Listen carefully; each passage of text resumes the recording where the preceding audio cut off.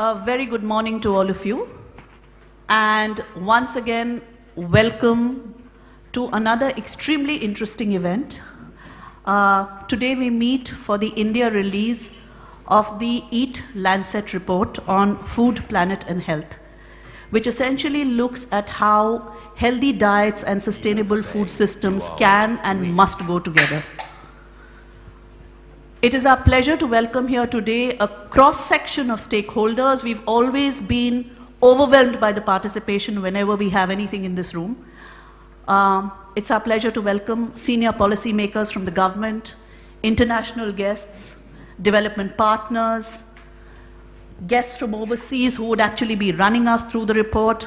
And it is my special pleasure to welcome today young people, students, who actually would be the most meaningful participants in today's discussion, because the report targets what is going to happen, let's say, 30, 40, 50 years down the line, when they would be the policy makers and the decision makers. We've sometimes complained that this room appears to be too small for the participation, so we've cracked the problem today. We have 43 colleges, 44 I understand now, who are joining us by webcast from across the length and breadth of the country. So even as we discuss and debate, we have 44 more colleges, medical colleges, food safety and technology colleges. We have a list up there just for you quickly, and if you have a look at it, you would see that they are from every corner of the country. A special welcome to all our participants through the webcast. So it's not just the 100 of us in this room, but thousands of others who are participating today. Thank you very much. We have a lot of very special speakers today, so without further ado, I would like to hand over to CEO Mr. Pawan Agarwal. Sir, your opening remarks, please. A very good morning to all of you. Food is building block for life itself. It determines our health and is decisive for the health of our planet. These were the opening sentences in her introduction by Ms. Gunhild Stordalen, founder and chair of Eat Foundation, when she launched the Eat-Lancet report at Oslo on 17th January 2019.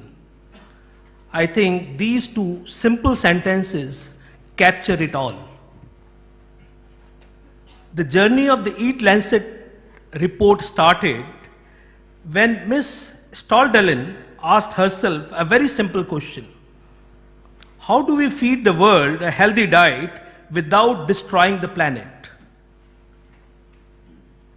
And to answer this simple question, she got in touch with the man behind the planetary boundaries framework, Swedish scientist Professor Johan Rockström, foremost expert on nutrition, a Harvard professor, Professor Walter Willett, and the editor of the world's most renowned medical journal, The Lancet. They established the Eat-Lancet Commission.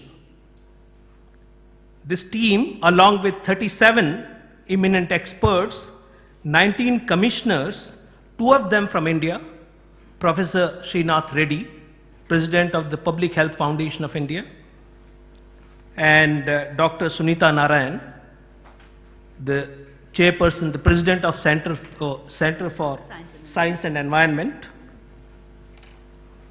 and 18 co-authors from all over the world worked over 3 years to provide answer to this simple question.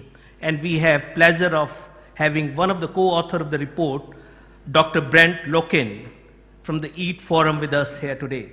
Welcome, Brent.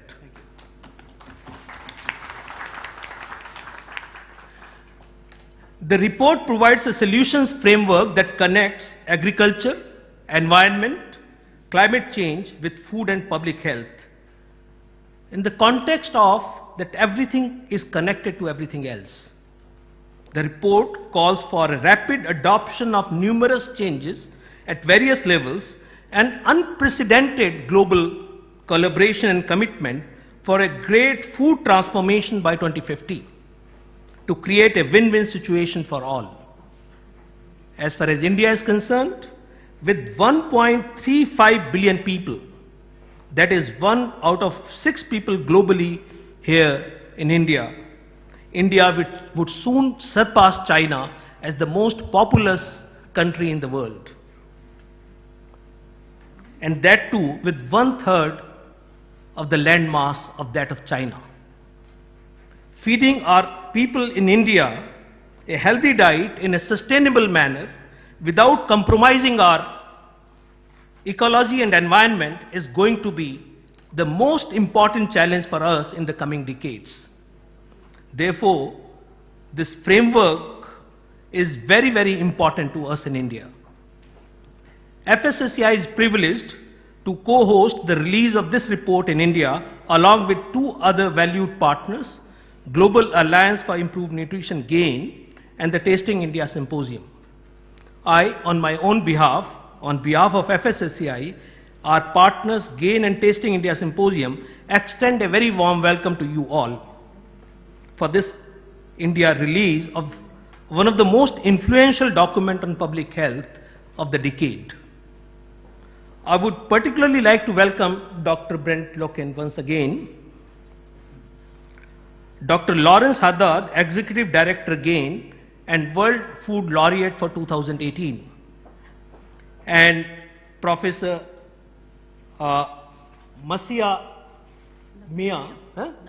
Nafis Mia, the South Asia representative of International Rice Research Institute, for joining us here today. The report provides for great food transformation by 2050. Therefore, it is in fitness of things that we hear the voices of the generation of the future, leaders. For this, we have invited some of our young friends from colleges in and around Delhi to share their perspectives. I acknowledge their presence and welcome them here today. Finally, as Madhavi mentioned, we are joined by students and teachers from 44 top institutions across the country. Through webcast, I extend a very warm welcome to you, to all of them, for joining us here today. So now, by welcoming you and thanking you to spare your time this morning, I'll hand back to Madhavi once again to take us through the program. Thank you, Madhavi.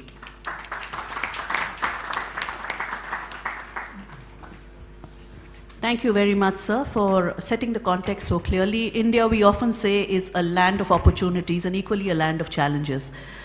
It'll be interesting to hear from the authors of the report about what the report postulates as possible strategies, implementable strategies. And then we would like this entire session to actually sit down and look at what we are doing in India, where we are, and hear particularly from our young people where it is they want to go and what they want to do about it. So this would roughly be the structure that we are following. I would like to invite Dr. Brent Loken, Eat Forum, one of the authors of the report, to run us through the report. Dr. Loken, please. Sure, thank you. I just need a clicker, if I could get that.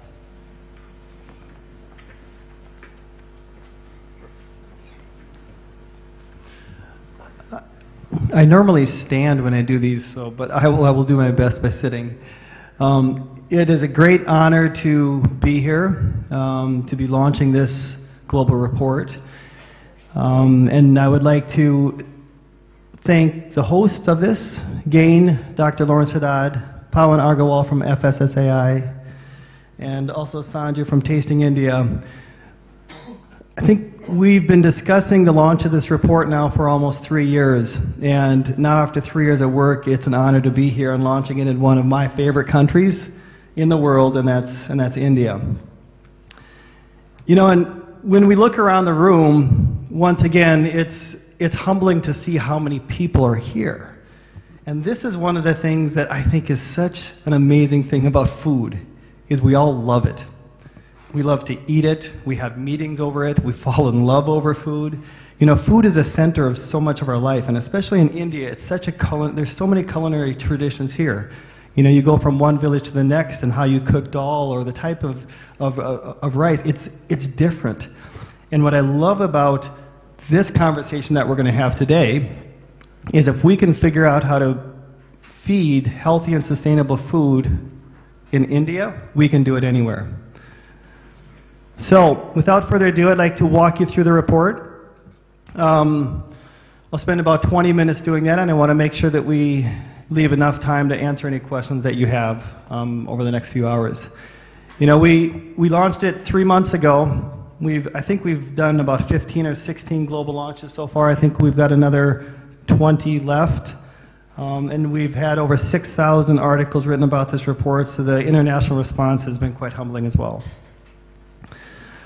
So, friends, we are facing some looming challenges ahead of us. Sustainable Development Goals, which we signed nearly 5 years ago now, are due in 2030. We have 11 years left to achieve these 17 ambitious goals that we've set before us.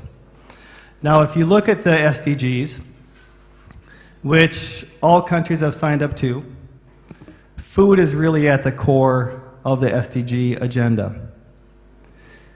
Whether you're talking about no hunger, or you're talking about life on land, or climate action, or how we consume the food, food is really centered to this. It is a glue that holds these together. If we don't fix the food system, we cannot achieve the SDGs. The second goal, which we've all committed to, is the Paris Climate Agreement, keeping global warming well below 2 degrees Celsius, better yet 1.5. And as we're all seeing, things are getting warmer. Weather is getting a lot less predictable than what it was in the past. We have till 2050 to achieve an extremely ambitious agenda with Paris. So we all know time is running out. But let's shift at what does food have to do with these two global agendas. So what is the problem? Pawan mentioned it, you know, we are destroying the environment. If you look at almost any environmental indicator over the past 50 years, if you're talking about carbon dioxide emissions, energy use, tropical forest loss, water use, we're seeing this increasing almost like a hockey stick type pattern from 1950 onwards, where after 1950 we have seen ever increasing consumption and use of the world's resources. Now, the use of the world's resources have led to some very positive things. We've been able to achieve great things on health. We have accomplished and made great gains with hunger, life expectancy, infant mortality.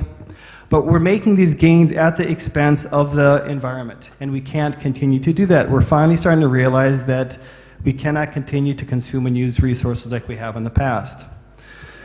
We have to figure out how we start to bend these curves on unhealthy and unsustainable food. We can't continue to keep them going up like this. The scale of the challenge on the health side is equally daunting. You know, nearly 821 million people are still hungry. 2 million people are overweight or obese. Nearly half of the world's population are suffering some form of malnutrition. So the health challenges are equally as daunting, and we need to fix both of them. And the great thing about food is it connects health and the environment. And what we propose within this report is we cannot look at these agendas as separate any longer. It's absolutely fundamental that we don't separate out the health and the environment. We have to link them together. And that's what's the great work that FSSAI is doing, is beginning the conversation on how we do that. So what is our goal? Our main goal that we set out with 3 years ago was how we're going to feed 10 billion people on the planet a healthy and sustainable diet. Now the key here is we're not saying we're just going to feed 10 billion people calories. We're not just going to feed people enough food. How are we going to feed people a healthy diet and do it within the environmental limits that we have? That was the goal. So what approach did we use? The first is we had to define a healthy reference diet. So using the best available scientific evidence, we scanned the literature. And we said, okay, what is it that we should be eating? What food should we be eating to optimize human health? Now the important thing about the diet is that we did not set the healthy reference diet, which we're calling the planetary health diet. We did not consider the environment. We only considered human health in terms of what do our bodies need to optimize our health. Some reports have looked at it the other way. They've said, well, if we have to achieve Paris, if we want to keep global, greenhouse gas emissions below a certain level, what should we be eating? And they come at it from the environmental angle. We didn't want to do that. We said, let's just look at the health. How do we optimize our health? Then we put a firewall up between that and said, what can the Earth tolerate?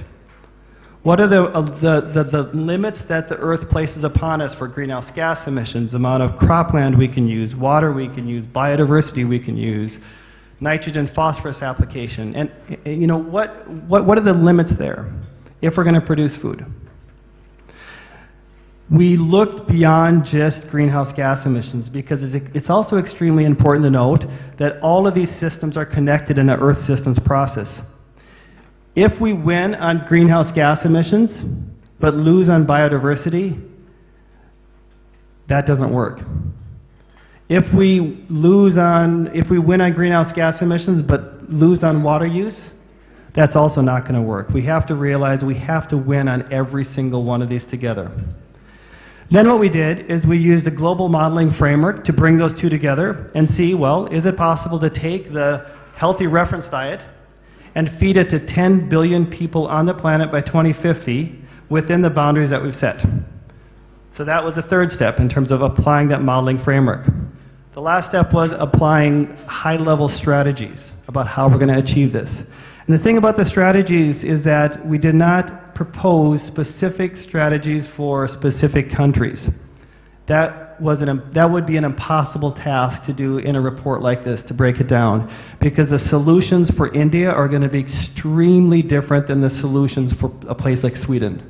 And we can't adopt the same type of approaches. So what we need to do is start the conversation like we are today, is what works for India? How are we going to achieve that here?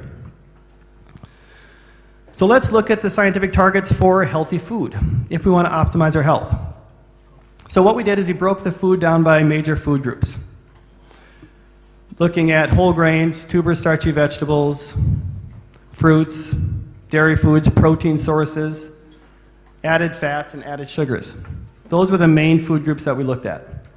And then we proposed two different columns. So what you'll see up here is you'll see one column for daily intake, which is the grams per day, and behind that is you'll see a range.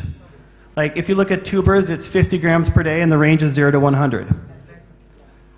Now, the important thing here is to note that we have the daily intake level. That's the amount that we should be eating per day for each one of the food groups. But the range provides us the uncertainty. Of course, we don't know exactly if it's 50 grams of starchy vegetables per day, or if it's 200 grams per day. The range tells us, well, it's somewhere between 200 to 600, but let's settle on 200 as a number that we can model. So what you need to look at when you look at these numbers is not just the daily intake, but also the uncertainty levels that we set forth here. Now, when you look at some of the vegetables and fruits, there's not much debate here. We should be eating a lot of fruits and vegetables. A lot. 300 grams per day of veggies, 200 of fruits. It's the protein sources that I think which has drawn the most controversy is where should we be getting our protein from? Is it from animal source foods or is it from plant source foods? And this is where I think India's got such a great example is a lot of the protein sources come from plants here. So I think India has an example that they can show the world. But what we're proposing here is from dairy foods, a single serving of dairy per day, 250 grams. I live in Sweden, and the average daily consumption of dairy is 1 kilo per person when you're considering milk and yogurts and cheeses and everything else. So we're saying a single serving per day is all we really need. And that could go all the way down to 0. We can actually get the micronutrients that we need from other sources. When we're looking at red meats, we're looking at 14 grams per day, which per week is about 100 grams. That's only a single serving of red meat per week. A single hamburger per week, if you want to look at it that way. In most countries, Sweden, North America, Europe, that's a lot less than what people are currently eating. Red meat consumption is going up everywhere. And in most places, red meat is the center of every single plate. And what we're saying is it can't be the center. You don't build your meal around red meat. You put it off to the side. It's like, I love lobster, but I don't eat it every day. It's one of those treats, and we need to consider red meat in the same way in many parts of the world. So when you look at this, what we're saying is we're proposing 4 servings of animal source foods per week. But the shift has to be on eating more legumes and nuts, a lot more unsaturated fats, a lot less saturated fats, and sugars needs to be about 5% of our daily intake. If you have a single soft drink, that's 10% of your daily intake, and you've already exceeded that. So sugar consumption needs to go down dramatically, and actually it should be near 0. Now, important to note here, extremely important, is that when you're looking at this diet, is what's almost more important than limiting the bad foods is we need to make sure that we're getting enough of the good foods. What is currently happening in many parts of the world is we're not eating enough of the fruits and the veggies and the nuts. And it's by increasing consumption of the good foods, it actually decreases your risk of contracting cancers and cardiovascular disease and other things. So it's almost in some cases less about the bad foods and more about the good foods. So what does this look like on a plate? It looks like this.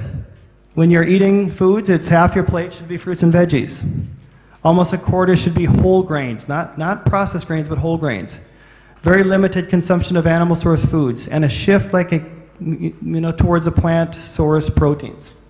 Once again, India has a role to play here in terms of showing the world in terms of what we should be eating when it comes to plant source proteins. So, we get the question a lot, boy, isn't this a one-size-fits-all diet? Or, how can you propose a diet with daily intake ranges and it's too restrictive? But it's not, because when you look at the uncertainty ranges that we present, it provides such a diversity of dietary cuisines all over the world. And I think if you look at, especially like the Indian diet falls very nicely into the targets that we are setting forth. It is not a restrictive diet. It is not a northern diet. It is a diet that can be adopted in many parts of the world, whether it's India or the Mediterranean or wherever. Many parts of the world have been eating this diet for years. It's been the shift towards the highly processed foods, more of the added red meats, which is what we would propose as being the new diet. So we're not proposing a new diet here. In many cases, we're saying let's just go back and hold on to what we've had. In many cases, we know what we should be eating. Our grandparents know what we should be cooking. And for some reason, we've moved away from that. And what we're saying is let's just hold on to these traditions in so many parts of the world. In Canada, where I come from, interesting, but 5 days after the launch of the Eat-Lancet, the new food guide was launched. We had 37 scientists independently working on our team to launch the healthy diet. The food guide had 37 scientists independently launching or looking at what was a healthy diet, and look at the diet that they came up with. It's almost exactly what we propose. What we're seeing here is that countries around the world are starting to see that this is a type of diet that we should be proposing at the highest levels. So this was put forth by the Canadian government, and if you look at it, it's half your plate of fruits and veggies, very little dairy, very little meat, and if you look at what you should be drinking, it's water. So this was nice to see that this was launched in Canada just a few days after we did ours. Now, where are we today? So you see this dashed boundary right here that says 100%. That is what we should be eating up to. So if the wedges go up to that line, we're okay. We should be eating up to that line. If we're over the line, it's bad. If we're under it, or if it's over it, we're bad. If it's under it, we're bad. We should be eating up to it. So this is in North America. North Americans are eating way too much animal source foods. 638% too much of red meats, too many eggs and chickens and dairy, and not enough of the good stuff. If you look at nuts, I challenge you to find nuts on this graph. It's so small that you can't even see it. It's that teeny wedge up at the top. Nut consumption, legume, plant source proteins in North America is almost unheard of. If you look at sub-Saharan Africa, it's the opposite. Well, actually in sub-Saharan Africa, eating too much starchy vegetables. A lot of things like cassava. So we're getting calories, getting starchy vegetables, filling bellies, but not getting the micronutrients. So here, not nearly enough.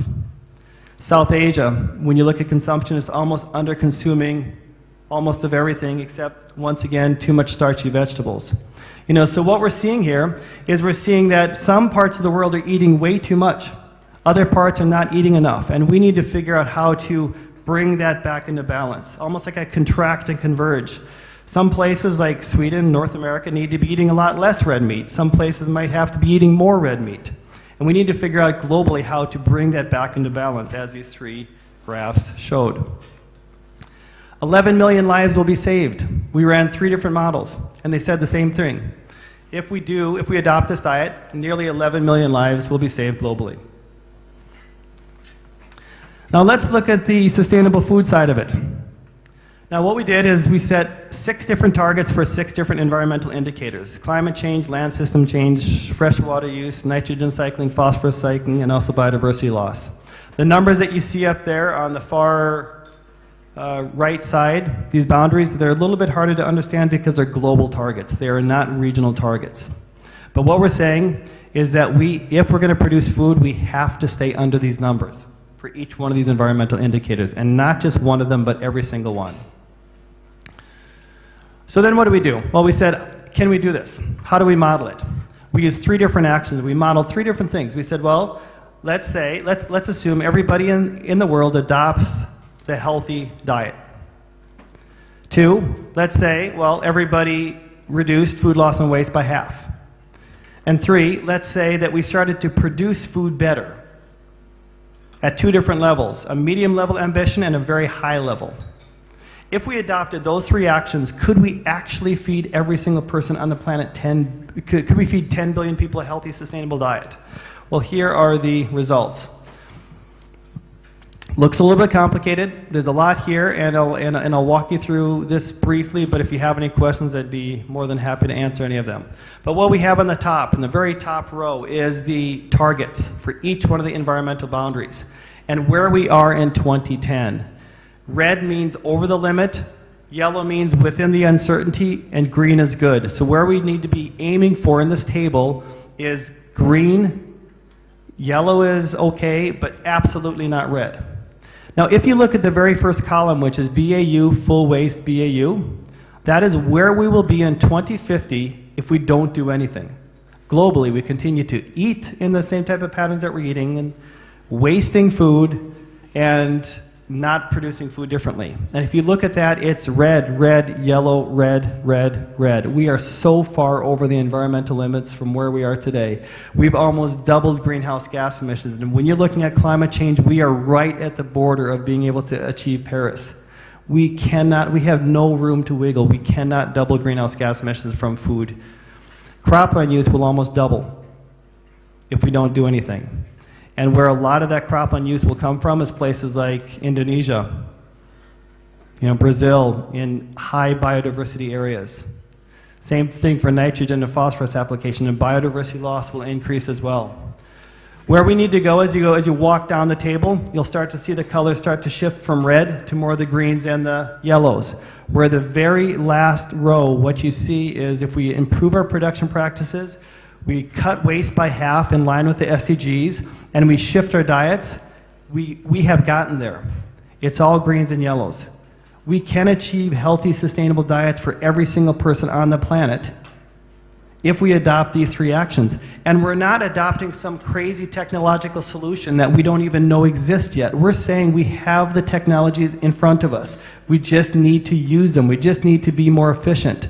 We didn't propose something out there that we don't have an answer for yet. All we're saying is let's figure out what we're doing right now, given the technologies, and we can do it. That's a pretty hopeful story from this commission. Okay, I want to end with what are the 5 strategies for this great food, these high-level strategies. Well, the first one is we have to seek international and national commitments towards a shift towards healthy diets. And this has to come from 2 different levels. It has to come from the highest levels, the policymakers within countries, to set targets and to adopt and say, we are going to work towards healthy, sustainable diets for every single person within our country. And it also has to come from the consumers and the young people that are here that are saying, we demand healthy, sustainable food for everybody. You have to have the top-down and the bottom-up come together. You can't just focus on the top-down regulations. You also need the bottom-up. And the only way that we're going to be able to achieve this is through many different policy levers out there. We have to adopt the full range out there to have any chance of doing this, both top and bottom. Second one is we need to reorient agriculture priorities from just producing enough food to producing the right kinds of food. Focus in the past has been more on calories, and it's becoming more obvious right now that we can't just focus on calories, we have to focus on the types of calories. And we have to focus on the types of foods, the healthy foods. Now, what should we be actually producing in 2050 if we want to achieve this diet? Well, this is how production should change globally. And if you focus on the green bars here, the green bars are if we adopt a planetary health diet, and if we reduce food loss waste in half, this is what should happen. If we're looking at whole grains, there's almost no increase in cereal production globally. We're doing okay there. So we don't need to focus on the whole grains where a lot of the focus has been in the past. Where does the focus need to be? Vegetables need to increase globally by 75%, fruits by 50%, fish by more than 50%, legumes by 75%, and nuts more than 150% globally. And red meat production has to decrease by 65%. So we need to shift away from the animal source focus of production towards more of the plant source. Now that's an opportunity for business right here in terms of shifting from one to the next. We need to also figure out how to intensify production everywhere to increase output, because in many parts of the world we're not doing a good enough job. Places like North America, so here we've got green and blues means high levels of production, reds is very low levels. Places like North America, Europe, we've got pretty high crop yields. So we need to figure out in those areas how to sustainably increase and do a better job with the yields that we're producing. Whereas in places like Africa, yields are pretty low. And how do we increase yields in places like Africa? And one of them is we need to figure out how to redistribute and bring fertilizers into places like Africa to increase production there. We can do it though. I used to work in Borneo. I spent 5 years in the jungles working on the conservation of orangutans and clouded leopards, and very intimate with the ideas of palm oil and how we protect and how we govern these magnificent animals and these forests. You know, and governance is going to be one of the most tricky strategies that we're going to have to figure out. And one of the main takeaways from the Eat-Lancet Commission is that we cannot solve this problem by ourselves. Countries cannot focus on only producing food for themselves. We need to figure out how to adopt more of a global approach in our food production. We co-inhabit this planet together. There'll be 10 billion of us by 2050. And if we only look at ourselves as a single country, we're not going to be able to do it. We need a stronger coordination. Now, this might be the most challenging strategy out there, especially in an age where countries are looking more inwards and not outwards. And there's less cooperation now than more. The last one is reducing food loss and waste by half. How are we going to do that? The fifth goal. So in conclusion, I started with the SDGs in Paris. You know, we will not be able to achieve either of these global goals without transforming the global food system. We risk failing on both of these, and that food system transformation has to start today. The second, the only way to do this is we need to start working together. This is an all hands on deck approach. Multi-sector, multi-level action is needed. We need students on board, we need governments on board, we need business on board. All of us have to get on board to do this. No sector is going to be left out of this. We need cooperation across all levels. Great thing is we're going to save a lot of lives. You know, health problems in India I know are rising. You know, obesity, you know, diabetes, cancers, heart disease. We will save lives by shifting diets. And that might be our single strongest lever. And the great thing about the Eat-Lancet Commission is if you care about health, there's something in there for you. If you care about the environment, there's something in there for you.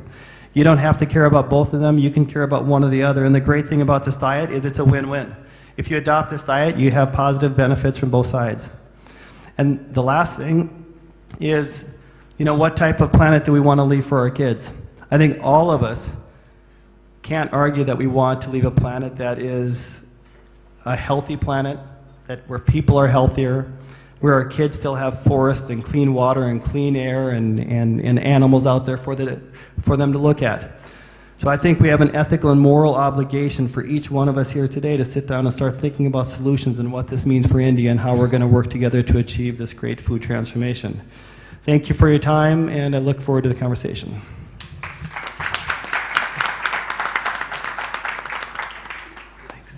Thank you so much, Dr. Brent Loken, for that very succinct presentation of a very powerful report.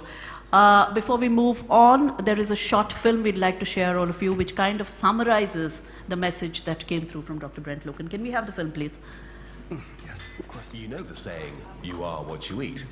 But the way we currently eat is in fact ruining our health, the health of others, and that of the planet. Unhealthy food is now deadlier than alcohol, drug, and tobacco use combined. 2.1 billion people are overweight, yet we eat more sugar, fat, and red meat than ever. Still, 821 million go to bed hungry every night. On top of that, our food is the main cause behind species extinction and a third of all global greenhouse gas emissions. So, can we feed a growing population without destroying the planet and ourselves? Science had no clear answer to this question. That's why EAT gathered 37 of the world's best scientists to determine what a healthy and sustainable diet is and how to get there. The result is the Eat-Lancet Commission, a scientific blueprint for a healthy and sustainable future. If we change the way we produce, consume, transport, and waste food, we can feed everyone a healthy diet while improving the health of our planet. What does this look like? Meat can stay on our plate, but plants need to be the new main course. We should eat a huge variety of fruits and vegetables and a low amount of meat, dairy, and seafood. We should choose unsaturated fats and stay away from refined grains, highly processed foods, and added sugars. And we have no food to waste. It will take huge changes, but following this plan will lower our risk of cancer, strokes, and diabetes. It could help avoid 11 million adult deaths per year. In fact, consuming and producing food more efficiently and mindfully will help to keep our planet flourishing. We have an answer now. We know the right course for a better future. It's on us to actually take that step. Our food can be the key to solving the biggest challenges we face. Food really can fix it.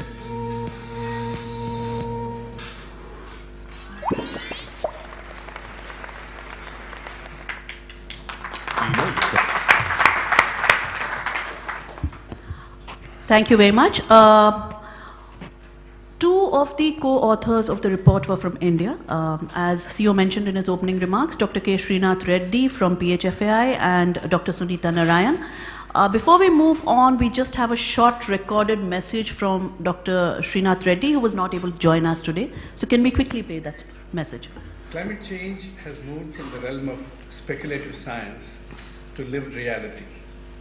And one of the dangerous elements of that reality is that food systems and agriculture and climate are having a mutually detrimental effect. The way we produce food is now resulting in a high emission of greenhouse gases.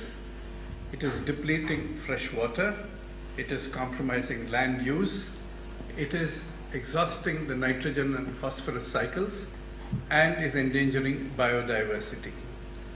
At the same time, climate change, for multiple reasons, is now also reducing both the quantity and quality of the crops we produce. And we find that even 1 degree centigrade rise in temperature in South Asia can have a 7 to 10% decrease in the yield of staples like rice and wheat, and even non-staples are affected both in quantity and especially in quality. Our fruit and vegetable production will be decreased, and early ripening will lead to damage and less availability. So given all of these effects, we need to find a safe space where we can provide nutrition security to the growing global population and also halt our headlong rush into climate disaster. The Eat-Lancet Commission provides that safe space in terms of its recommendations.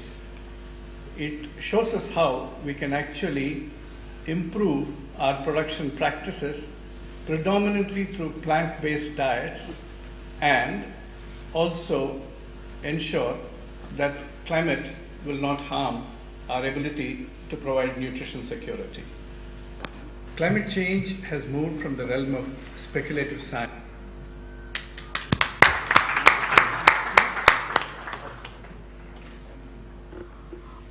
With that, we now move on to our keynote address. Dr. Lawrence Haddad, Edie Gain, and winner of the World Food Prize, and one of the most powerful voices today in this area. We look forward to hearing from you. Thank you. Madam Chair. Good morning, everybody. I'm very pleased to be here. I'm not an author of the report, but I am one of the advisors to the EAT Foundation, so I'm very proud to be here to talk about the report and some of the implications. And Brent's done a fantastic job of summarizing in 15 minutes an incredible amount of work and an incredible amount of trawling of data, literature, talking with people, socializing the ideas, converting them into real diets for real people eat. It's an incredible amount of work. I'm super impressed. As an interested and engaged consumer of this report, there are three things that I wanted to talk to you about in the next 10 minutes. I'll be brief, Madam Chair. First of all, I'll tell you why I think it's a landmark report. Now, the word landmark is used way too often, and I'm guilty of using it myself, but not on this occasion. This really is a landmark report. It has lots of really good signposts. So it's not just you should do this, and now it's up to you to figure out how to do it. Of course, it is up to every geography to figure out how to do it, but the report provides lots of ideas, and a very big menu of ideas of things that have worked in different places at different times for different groups. So I want to just briefly talk about that. And then I want to take the liberty of venturing into what does this mean for India. Of course, I don't live here, I'm not Indian, I'm not an expert on India, but I have been coming and working in the country for the last 25 years, so I'm not completely ignorant. You might think so by the end of my talk, but I'm going to venture some implications for India. So first of all, why is it a landmark? I think it's the first report that I can remember that I've seen that really brings the health and the environment together as equals. Most health reports kind of have a little mention of environment at the end. They may have a chapter if they're lucky. But this report really weaves the two together. Some environmental reports may talk a little bit about health, but again, this report really weaves them together. I think that's impressive. It also goes beyond the easy default on environment, which is climate change and greenhouse gas emissions. We know that if you reduce animal source foods, you get a reduction in greenhouse gas emissions. We know that, so it's kind of an easy default situation. But this report says that's not good enough. There are other dimensions of the environment that are also very important. So land and water use, biodiversity, phosphorus, nitrogen use. These things have cycles. There are limits to them, and we need to live within them. And interestingly, I don't know if you noticed one of the charts that Brent put up that had lots of the reds, the yellows, and the greens. Actually, it was quite straightforward to meet the greenhouse gas emission climate limits, but it was much more difficult to reach the nitrogen, phosphorus, and biodiversity limits. You had to really go down to the bottom of the chart to even get to the yellows in those additional dimensions. So those additional dimensions, they're not just window dressing, they really matter. I think the report is a landmark because it is bold enough to say this is what a reference diet looks like. And so many of you, a global reference diet, so many of you might think that's not a big deal. WHO and FAO do that already. Well, they don't. They don't do it. And this report, they talk about elements of it, but they don't talk about it as specifically as this. Now, I think the specificity is a strength and a weakness. It's a strength in the sense that it puts it out there and it says, this is what the science says, and it gives ranges, which is really nice as well. It doesn't say, you know, this is the definitive answer. It says there's uncertainty, there's ranges, there's different ways of achieving this. It's a weakness in a sense, although I don't really think it is a weakness, but it's a weakness in the sense that it's a lightning rod for critics. People will say, well, that's wrong, and I don't like that, and that's wrong. But I think that also is a strength because it's a starting point for a conversation about what is a reference diet that is appropriate for this geography, this age group, this income group. So I think that's fantastic. And I think it's also very interesting and important to note that South Asia, and let's face it, India is the predominant part of South Asia, is way below the limits of the healthy reference diet for every item except for starchy vegetables, and even then it's not much over the limit there. So that's why I think it's a landmark report. Signposts, it talks a lot, and Brent didn't really have time to talk about the specifics, but I would encourage you to read the report. I've seen so many reviews of the report, and it's obvious people haven't actually read it. That doesn't stop some people, but you should read the report if you can. There are lots of signposts. The report focuses on how we're going to shift diets, how we're going to shift production. How? So it talks about the demand side. How do we create the demand for healthier food? How do we do that? And that's why I'm in such awe of what FSSAI is doing with this Eat Right campaign. Fantastic messaging, very clear. I think it's great, and we need more of it. And we need it to be penetrating the consciousness of every household and every policymaker. It's not just households that need behavior change, it's policymakers too, and heads of businesses as well. It talks a lot about the supply side, not just the demand side, but the supply side. What can we do to improve cold chains, to reduce food loss and food waste? You saw how important that is for the report's conclusions. What can we do to support finance, to get finance to companies that really want to increase the market share of fruits and vegetables and nuts and the kinds of things that we need to be consuming more of? It's all very well to have the demand, but if the supply side can't meet the demand, prices just shoot up, and these foods become unaffordable for everybody. It talks a lot about the incentives we can give everybody in the system. The hard policies, the soft policies. The hard policies, things like taxes on public bads, subsidies on public goods. And it talks about the soft policies, the leadership that is absolutely essential to make these changes happen. Leadership at all levels, in the public sector and the private sector and in civil society. We need very strong civil society movements if we're going to make these public shifts, these diet shifts happen. And they also talk a lot about data. I want to talk a bit more about data in a minute. But ironically, one of the most important things that is driving the burden of disease and preventable deaths, and deaths, as Brent said, is diet. And one of the worst measured things we have in our armory of data is data on diet. We really don't know enough about what people are eating. How is this relevant for India? I'm going to talk about diets of children, urban settings, environmental trade-offs, and data again. Now, one of the most difficult things for, I think, many people who come at this report from the undernutrition side of things, the stunting, the wasting side of things, the anemia side of things, is, you know, how are we talking about more plant-based diets? This is a difficult conversation because we know that kids under the age of 2, and this is pretty much the case for most countries actually, except for some high-income countries, kids under the age of 2 have terrible diets. And we know in India there was just a series of reports in the newspaper about it, I think based on an NFHS 4, that said 9% of kids in India under the age of 2 meet a minimum acceptable diet. So 9% meet a minimum acceptable diet. That means 91% of kids in India are not getting the right diets. And a big part of that is they're not getting enough protein and enough micronutrients. Now you can get protein and micronutrients from plant-based foods, but it's difficult for kids because they have very young kids have very small stomachs and they can't consume a huge amount of plant-based foods. So they do need some animal source foods. And I think that's a very important sub-debate that needs to happen, and some really important nuancing there. But for children 3 to 10, so we need to segregate the kids, right? Then from 0 to 18, you need to segregate them into 3 groups. The kids from 3 to 10, the public procurement has an absolutely vital role to play here.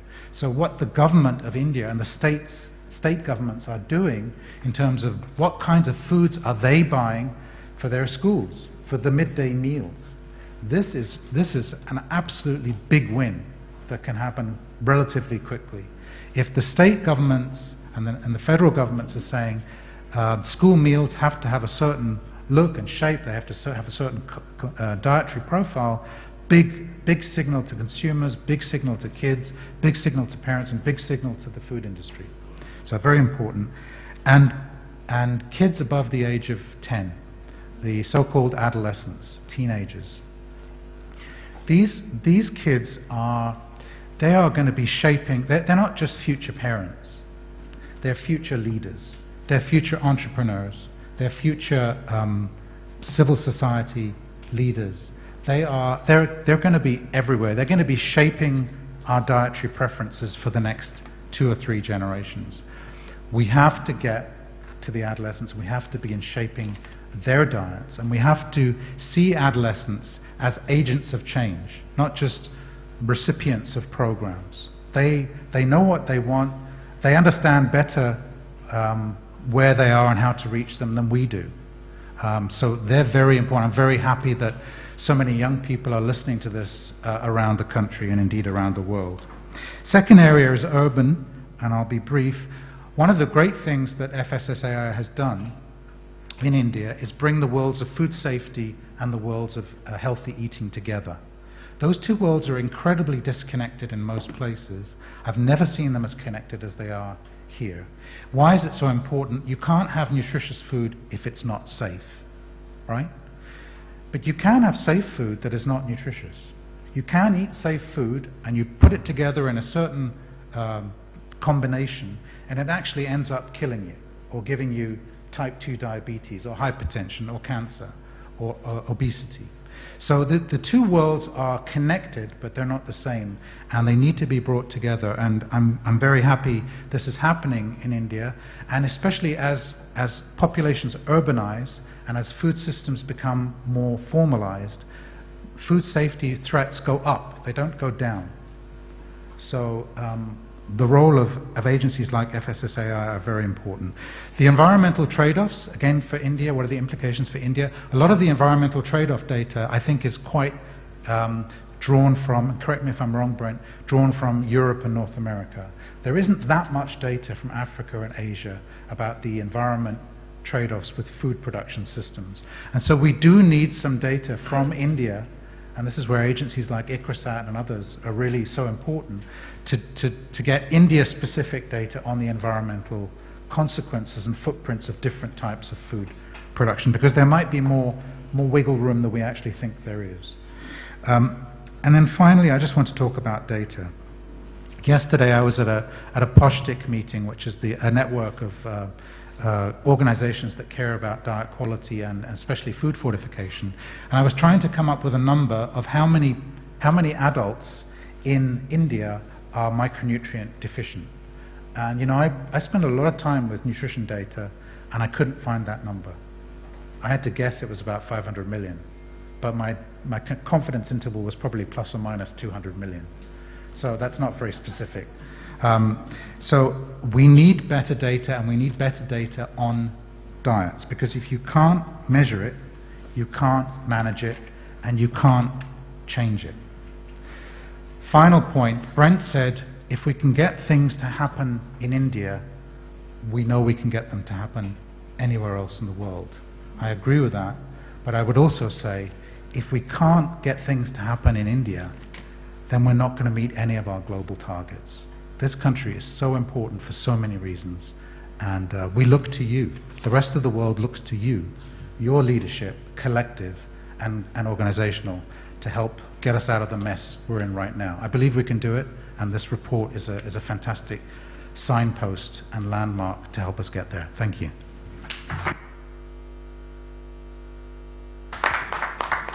Thank you so much, Dr. Haddad, for that remarkably clear and extremely candid position of what we need to do.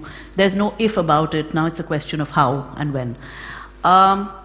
It's now my pleasure to invite Dr. Nafis Mia, Regional Representative, South Asia, IRRI.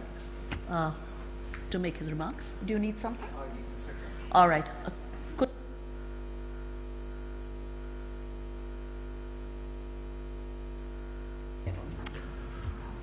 Well, first of all, let me thank the organisers for inviting me to this event, this very important event, and let me commend the Eat-Lancet Commission for what I agree is a landmark report.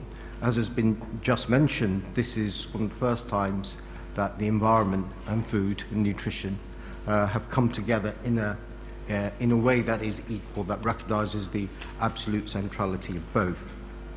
What I'd like to do over the next few minutes is just say a little bit about what is going on in terms of addressing some of the strategies that are already mentioned in this report. And I'm going to talk from the perspective of IRRI. And let me say just a few words about IRRI. So IRRI, International Rice Research Institute, founded in the 1960s by Ford and Rockefeller Foundations. It's headquartered in the Philippines. It's an autonomous non-government R&D organisation with international status. Now, it's one of the CGIAR centres. There are a number of them. We were very much instrumental in the Green Revolution. Now, some people nowadays say, well, it was in some ways where it was too successful, and one of the things that we're going through at the moment is dealing with that success. Dealing with that success. However, I think one of the things that has been recognised is that we have got to a position where calories, if they're not being met, they ought to be met because there are sufficient amount of quantity of food around it, and it's an issue of distribution. Just let me say a couple of things about the way we work. We're a research for development organisation, so we're very much involved in the innovation dimension, but we also work with partners across a number of countries, 16 in all, in catalysing networks to get new approaches, technologies adopted, with a view to transforming food systems. Rice, as many will know, is critical to this area. I mean, let me give you some figures. 4 billion people rely on rice. It's 56% of the world's population. It's grown by 144 million farm families. 10% of cropland, 15% of fertilizer use, and 35% of irrigation use. Very substantial amount of irrigation used by rice, and I'll come on to that in the context of this discussion in a few moments. If you look at consumption of rice in South Asia, what you will find is that it has among the highest consumption per capita in the world. Now, just looking down those figures, you'll see in Bhutan 172 kilograms per person per year. Bangladesh 152. India is slightly lower. On the face of it, it's lower, but you have to recognize in the west of India, mostly consume wheat, and it's in eastern India where rice is consumed. So in terms of per capita consumption, it's going to be very high in eastern India. What this means is that huge amount of calories in a diet are derived from rice, just purely rice consumption alone. And that obviously has consequences. Moving on to the issue about greenhouse gas emissions. Well, this is from a report a couple of years ago from the FAO on agriculture and climate smart agriculture. And it presented this particular pie chart. And on this pie chart, you can see currently the energy systems accounts for nearly half of the greenhouse gas emissions. And the next largest segment comes from agriculture, forestry, and land use. Energy system is being decarbonised and being decarbonised fairly rapidly. So the expectation is that the proportion from agriculture, forestry, and land use if nothing is done over the next few years, will rise dramatically and become the largest sector for greenhouse gas emissions of the total. Now that has some serious implications if we want to achieve the 1.5 degree target that's set out in the Paris Agreement. And if you look at greenhouse gas emissions from agriculture globally, the areas in red in this particular paper that was published a couple of years ago show very clearly that India and China are the hotspots, and that's largely due to rice cultivation. But it is the staple for 60% of India and accounts for 40% of food production, and it provides a main source of livelihood in India. So it's a hugely important crop in India, and it's likely to continue to be so in the future. But I was saying earlier on about the unbalanced nature of the diet, and this is reflected in this is a Public Health Foundation of India report from a few years ago, prevalence of stunting in under 5 children by state in India. And you can see, some of you can see, it ranges from 50% in Uttar Pradesh to 90% in Kerala. Huge number of states in India where children, because of poor diets, are stunted and have a very poor start in life. So the kind of issues that we're dealing with, and I want to talk about for a few moments, is one of consumer preferences, how that's changing, and Dr. Haddad mentioned about both top-down and bottom-up. One of the interesting things that's happening is that how bottom-up it's changing. A desire for better diets is now emerging in countries in the South as well. So improving nutritional outcomes for rice consumers, the issue about climate resilience and water use and sustainable production, particularly in reference to the rice system. Rice is one of those crops that are hugely thirsty. It's estimated that 3,000 to 5,000 litres of water are required to produce a kilogram of rice. Now, some of you will know from where rice is produced in India, there's a large parts of India which are semi-arid, which are producing rice for export. Now, one has to question whether that is a sensible use of limited, scarce water resources in India. But let me move to changing consumer preference. One of the things that consumers are wanting more and more in India is different kind of varieties. They may red rices, black rices, heirloom rices, which have perhaps better nutritional quality. And enhancing nutritional quality by increasing levels of zinc and iron is one way of improving those nutritional outcomes that we want to see in young children, but also women and others. We're also developing low GI rice to address that double burden issue of, as well as having severe undernutrition in India, we're seeing more and more high levels of diabetes, particularly diabetes growing in India. And the point about food safety. Food safety is something that has up until recently been largely ignored in many countries in the global south, largely because the adequacy, the availability of food was the priority issue.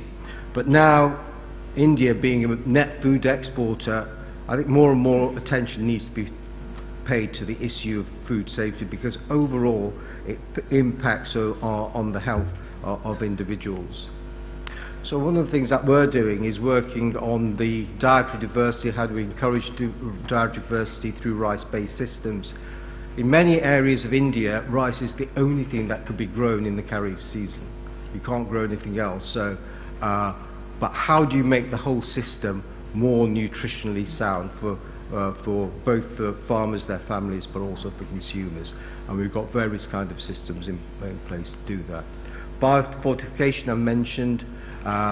Zinc and iron varieties that we're developing with our partners in India, Indian Council of Agricultural Research, to increase the levels of zinc and iron in rice. And I went recently to a meeting of the National Nutrition Mission, POSHAN, and it's about, in the PDS system, fortifying rice now with zinc and iron to address the issues of stunting, amongst other things, in children. I mentioned consumers are now demanding sustainably produced food. So we, together with the UN Environment, have developed what we call the Sustainable Rice Platform, which is a sustainability standard for rice, looking at issues of water use, of fertilizer use, of pesticides use, etc. So that's the first thing, first standard. And people are prepared to pay a premium for sustainably produced rice, and I think this is a trend that will continue in the future. Overall, in terms of resource use efficiency, there's a lot of work going on to improve resource input efficiency, particularly in terms of chemical inputs like fertilizers, pesticides, etc. If you could use those precisely, then you could considerably reduce the amount of inputs. We've developed various technologies like the rice crop management in order to do the ICT-based technologies. Now, we'll turn to water, and I mentioned earlier on that 3,000 to 5,000 litres of water are being used to produce a kilogram of rice.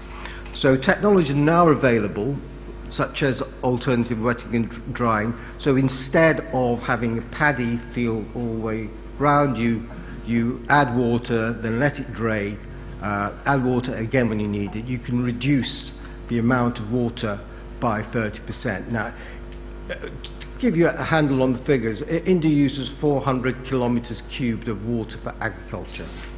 So if you assume that 40% of that is rice, and then you say you can reduce that by 30%, that's a huge saving in water. However, and a point of caution here, that doesn't necessarily mean that water is saved at a landscape level, because all sorts of other things happen.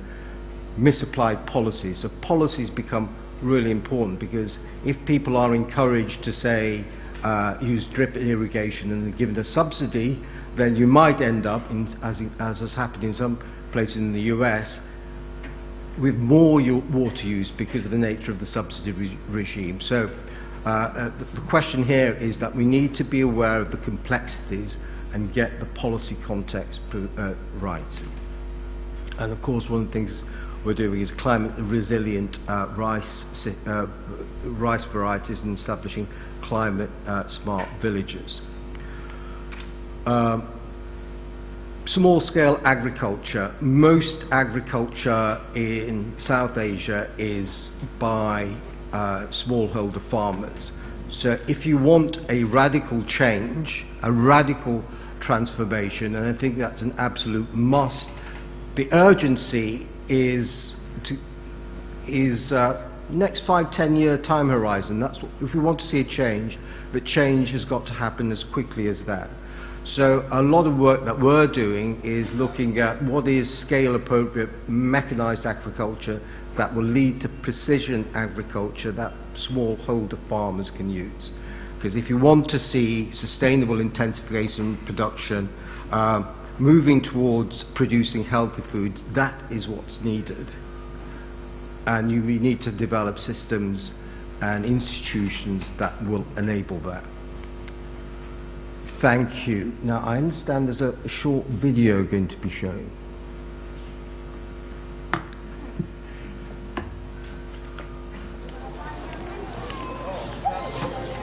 For more than half of the world's population, rice is life.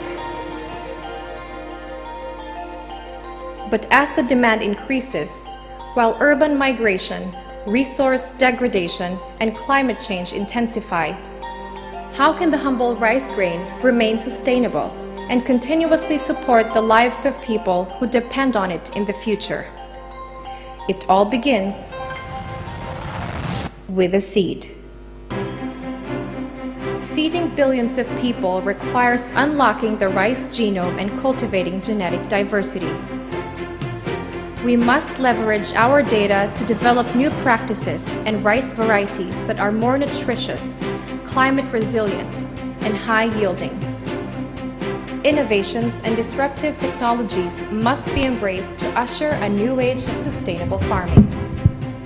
Beyond the labs and into the fields, linkages among stakeholders must be created, closing social gaps, providing support to farmers, and ensuring health, nutrition, and livelihood for all. The future of rice is the future of billions of people. How can we ensure that future? Join the discussion. Shape the future of rice.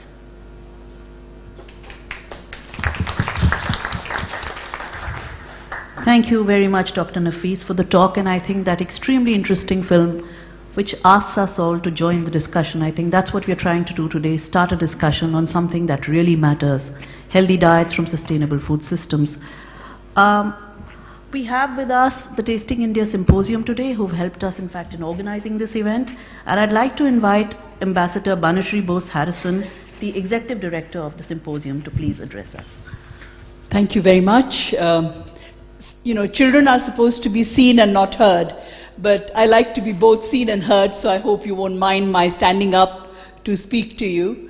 I would like to begin actually by thanking very much the EAT Forum for coming to India. I have known them since my time as India's ambassador to Sweden, and they really, many of you know this, but for those who don't, they really deserve to be felicitated for being one of the first, if not the only organization, to think of the different elements which go into the food network.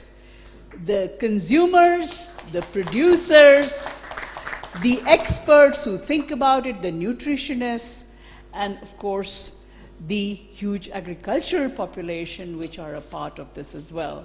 So they really, and they handle this subject with sensitivity and with the highest technology and an innovative spirit. So it does not surprise me and us at all that they chose the Lancet report and have taken it to their heart, because this is the way to global planetary health, and I would say global planetary survival. That is what I think we've all heard today. Only question that I want to ask them is, why is India the 28th country where it is being launched? We should have been the first. Why should we have been the first? We have the 1/10 of the world's population which is consuming is in India, including, as we have just heard, the largest absolute number of malnutrition suffering children. And so we really need to focus on this subject. Then we have, and we are the leading world's food producers in many different segments. So our involvement and understanding of what this report has so wisely said is critical for India, but also for the world. And third is where Tasting India comes in, because in my involvement with this amazing forum co-created by these two young men, to me today many people are young, and these two are certainly young, Suresh Bhattacharya and Sanju Malhotra. What this forum has led me to realize, and I want to share with you, is the amazing, creative, innovative food community of India. I heard wonderful things about rice, and 2 days from now, I'm going to be attending an event being organized by a young housewife, precisely for promoting these wonderful heirloom rice varieties called vrihi, which is the Sanskrit name for rice. Anyway, the fact is that India has a wonderful food community from all angles: producers, organic food producers, young chefs, and of course we also have a very vibrant community of consumers, and we have very active policy makers. So by all these standards, India can be a beacon of implementing the Lancet report's findings and shaping how it goes ahead. Where does Tasting India come in? I think I will just quote from the report itself, and you will see where we come in. In the part brief meant for the food community, they have said, we need to bring biodiversity to the table. We need to embrace cultural food influences, look to a variety of traditional, plant-forward food cultures across the globe for inspiration around both flavor strategies and to craft tasty dishes on restricted budgets through cultural exchanges. The two P's we cannot forget. What are they? The palate and the purse. The palate, because Lancet report, doctors tell us all the time, these are the healthy things to eat. But if they are not palatable to us, we will eat them like medicine in small quantities. So we need to bring in the whole young chef community to make these healthy foods palatable in innovative and attractive ways. And the purse. What is the point of telling us quinoa is very good for you if it is 4,000 rupees a kilogram? Why not tell us to eat millets, which we have been eating for years and years and for decades, and which is so purse friendly? So purse and the palate, and this is again where Tasting India comes in, and the specific things that we hope to do in contribution to the goals of the Eat-Lancet Forum.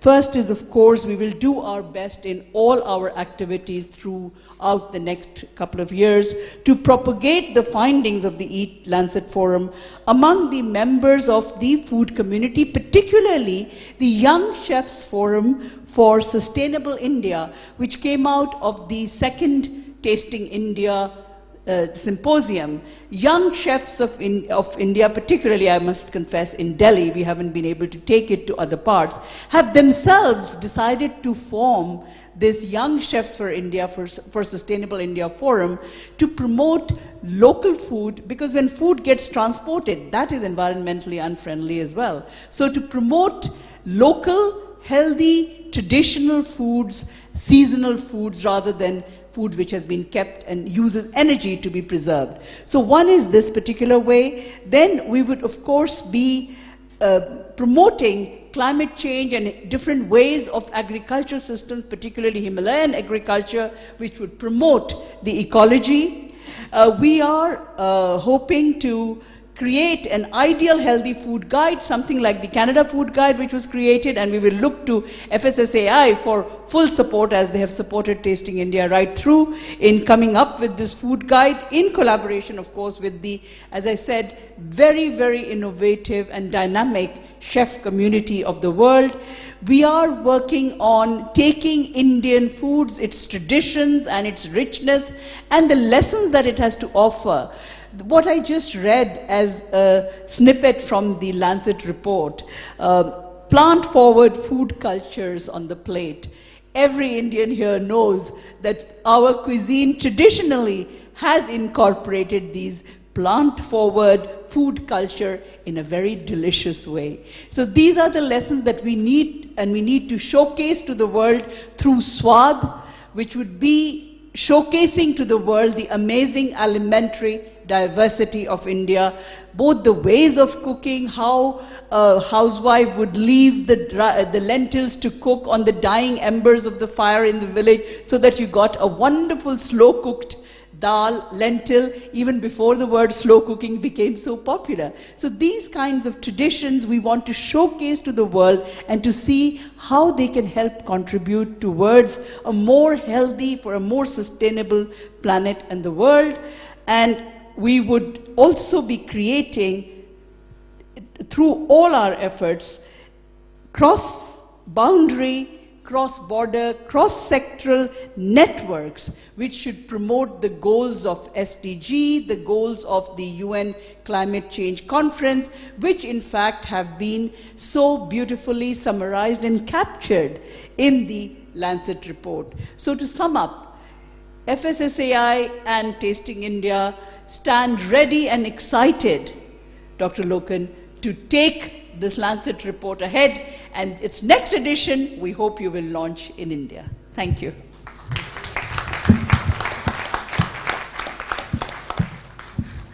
Thank you very much, ma'am, and thank you for pitching us as the next host of the report. We now move into the formal release of the report. We've already shared it in a docket, so this is a formality, but we love rituals. So we would like all of you to please share with us. in the release of the report. Here you are. You can't say you never got it. No, you don't have an option. May I request all of you to hold up the report for a picture? Just the docket.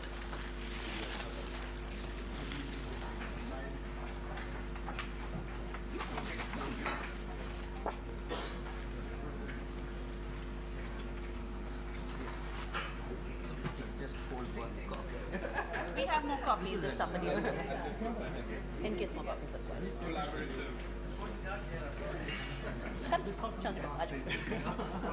Dr. Nafis, come closer for a picture.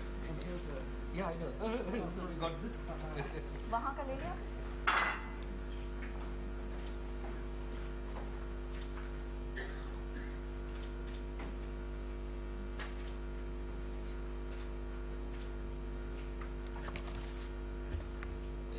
Thank you very much. Give me copies.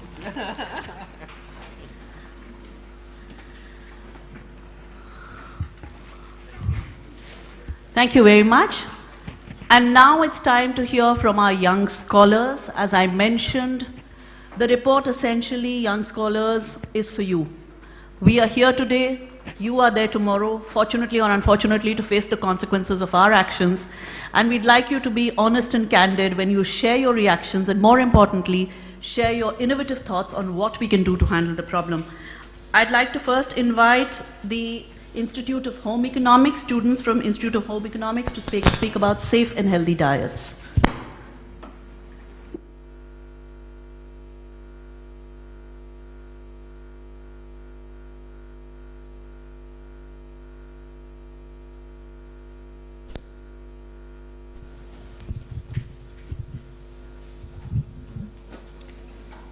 Good morning, everyone. We are from the Department of Food and Nutrition, Institute of Home Economics, University of Delhi, and we are indeed honored to be here to be part of this prestigious launch. So we have heard in the previous presentations about the problems, the nutrition-related problems the country is facing, and we will be presenting on the solutions to these problems. Solutions which are, of course, to be met at the national level as strategies, but what you and I can do at our homes and our households in the community, things which are doable, and of course, as ma'am just mentioned, the 2 Ps, foods which are palatable, foods which are within our limits to purchase them, etc. So these foods are going to be chosen from locally available diets, and only then can we solve this problem of malnutrition in our country. The presentation today is going to be, is actually been prepared by 2 of our PhD scholars, Ms. Harmeet Kaur and Ms. Priyanka, and also our master's students, Ms. Vishali Pathak and Ishita Agarwal. So Ishita, please take over. So we will now discuss the key findings and the understandings in the Indian context. So there's an increasing need of safe and healthy diets from sustainable food systems to overcome the triple burden of malnutrition. The NFHS 4 data clearly shows us the extent of the problem in India, and therefore there's a need to change in the food system. Some of the key learnings from the report include more than 820 million people around the world have insufficient food. The global average intake of healthy foods is substantially low, and on the other hand, overconsumption of unhealthy foods is increasing, that is nutrition transition.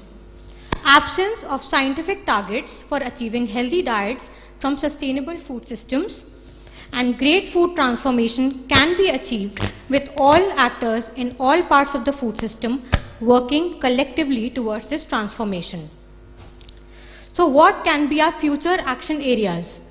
Some of them include scientifically developed region-specific healthy diets, increased supply of healthy food choices, food security, an informed consumer, and reducing the carbon footprints.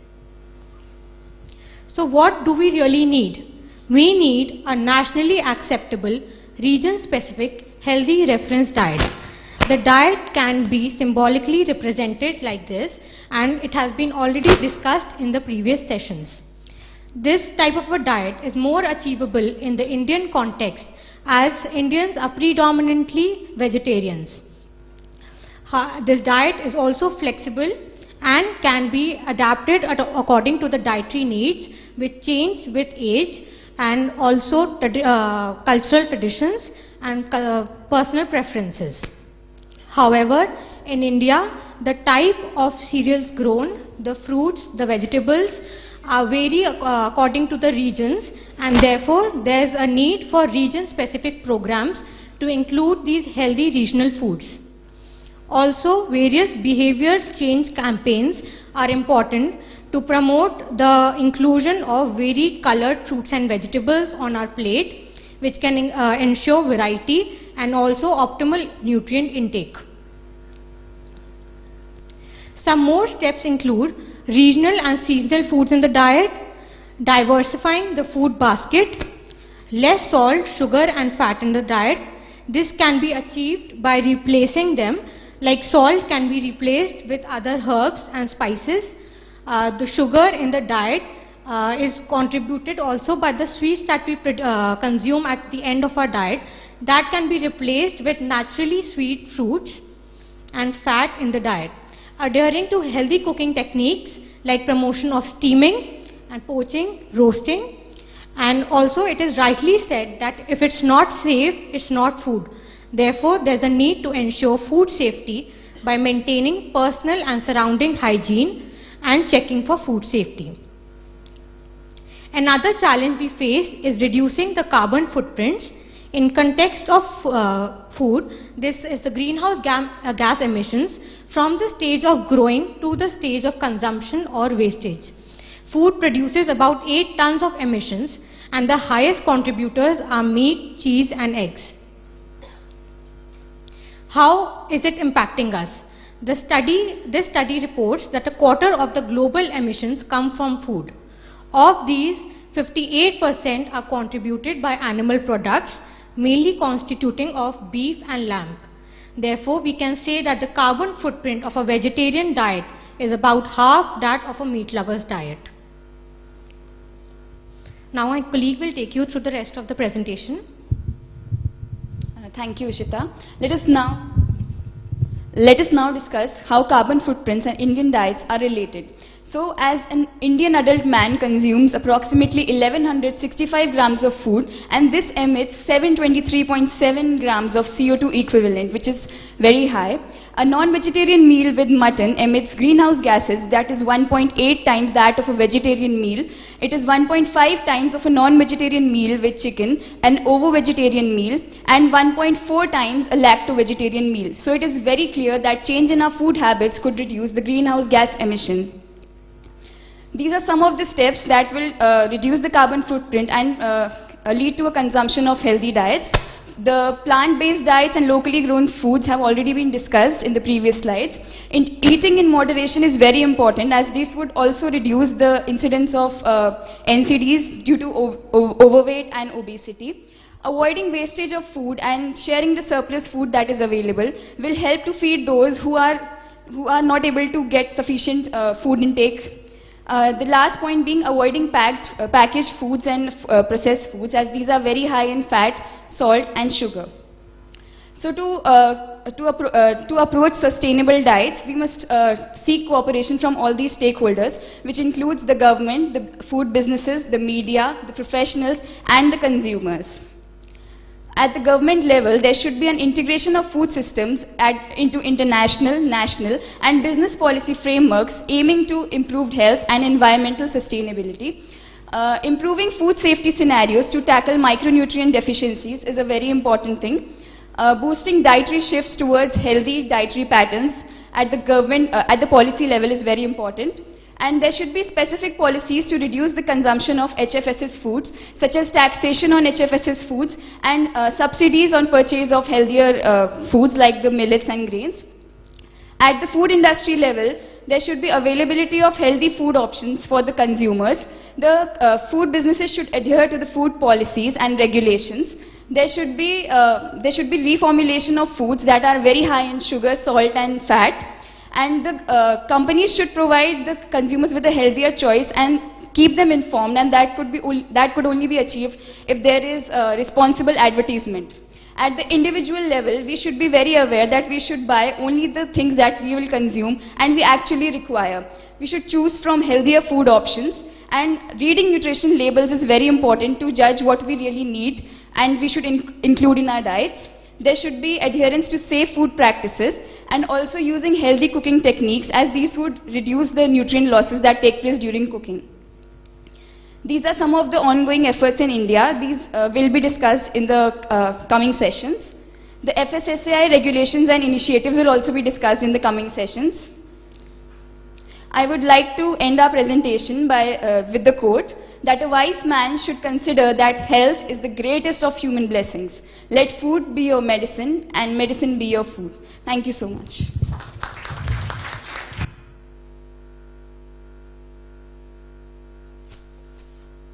Thank you for that excellent presentation and your very clear thoughts.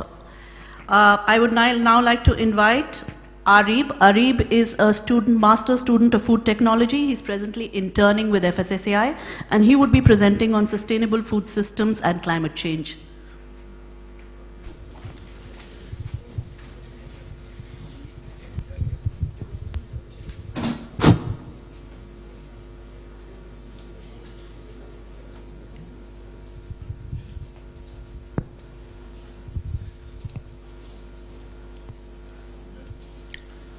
Food.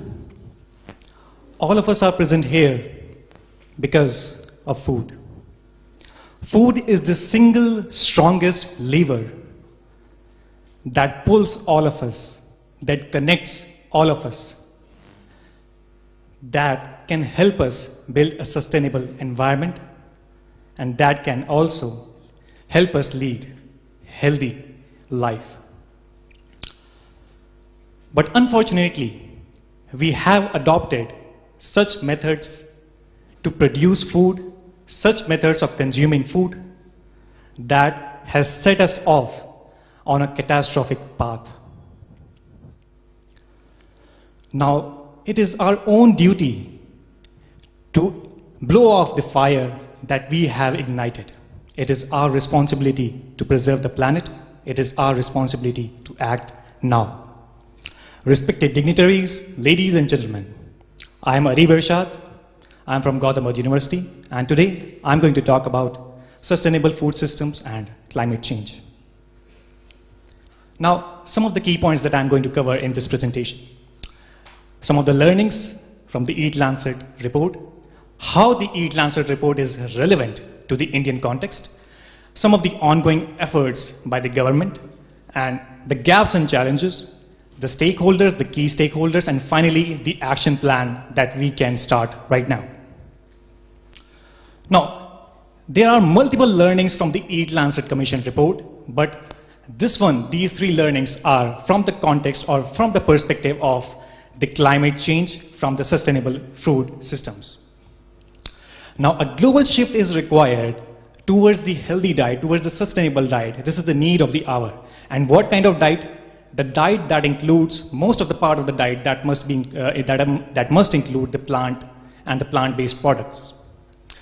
Now, the shift from land use from net source of carbon to net sink of carbon. We have to build the farming practices, the agriculture practices in such a way that the carbon sinks, there is net sink of carbon.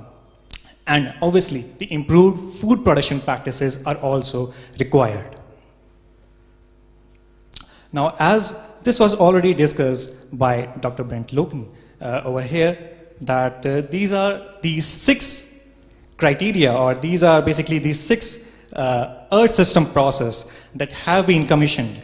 So these are some of the boundaries, and the control variables must stay within these boundaries. And this has been already discussed, so I will move on. Now, how is this relevant? India ranks 33rd among 67 countries in Food Sustainability Index 2018. And according to the report of Economist Intelligence Unit and Barilla Center of Food and Nutrition, India scores 71.3 out of 100 in air emissions in Food Sustainability Index. According to National Family Health Survey, about 12 states in India fall under the alarming category of Global Hunger Index due to the climate change.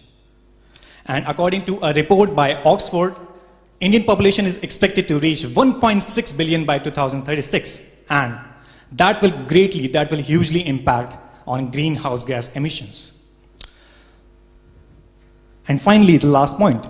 According to third assessment report by IPCC, the climate change would hit India severely in terms of reducing the agricultural products. Now, what are the ongoing efforts?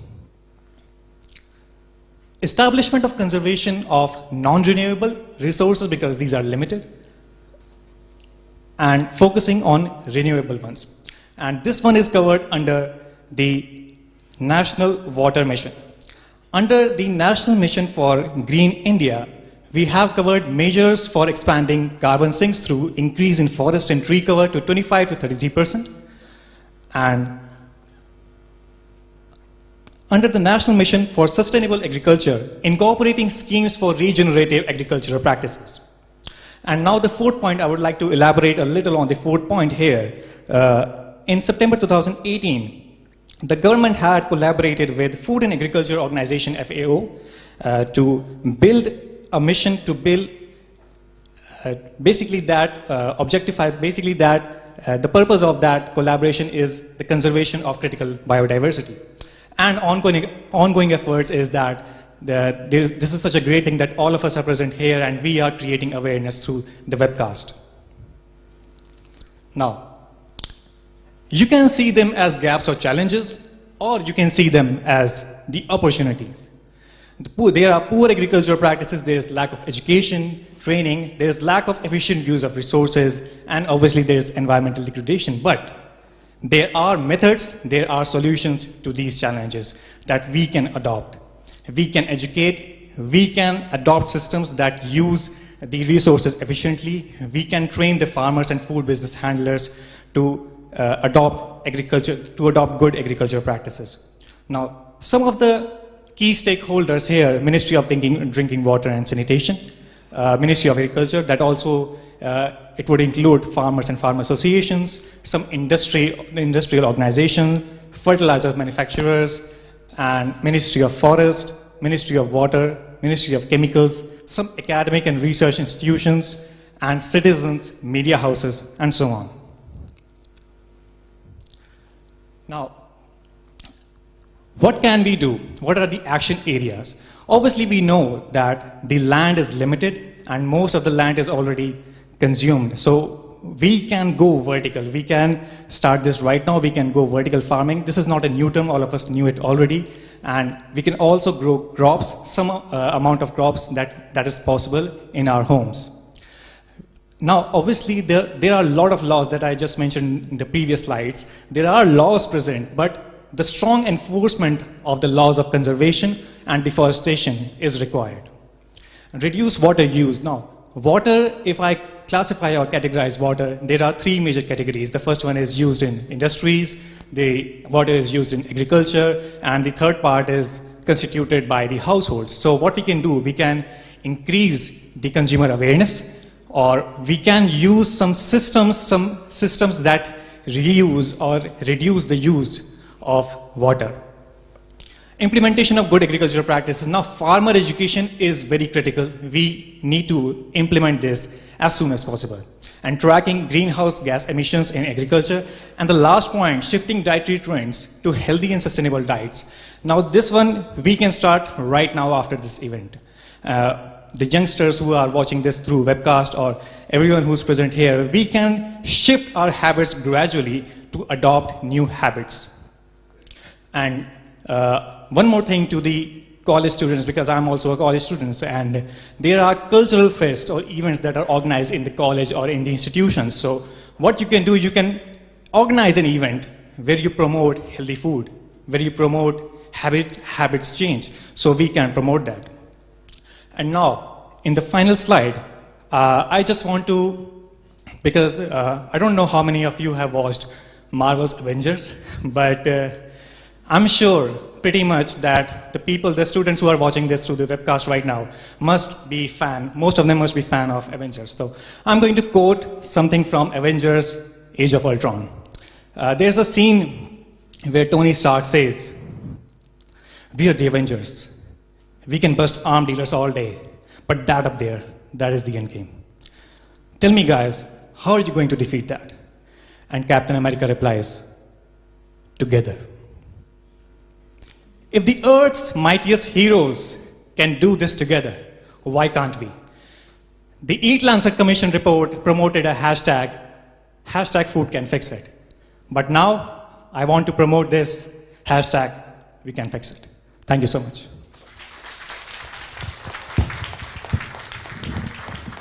Thank you, Arif. Thank you for inspiring us, and we are sure you will fix it. I would now like to invite our final set of presenters from NIFTM. They would be talking about food processing, food loss, and food waste.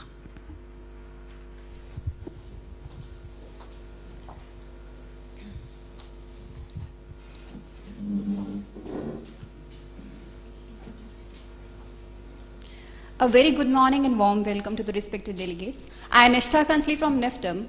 Under the regime of MOFPI, Government of India, I would like to introduce the topic food processing, food loss and food waste.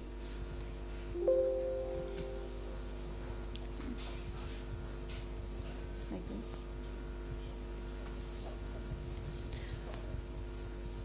As rightly said by Mahatma Gandhi, to a man with an empty stomach, food is God. So we are going to relate this code with Eat-Lancet Commission.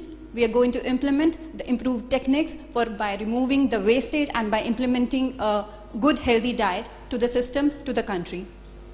This is a short video which represents the food wastage footprint.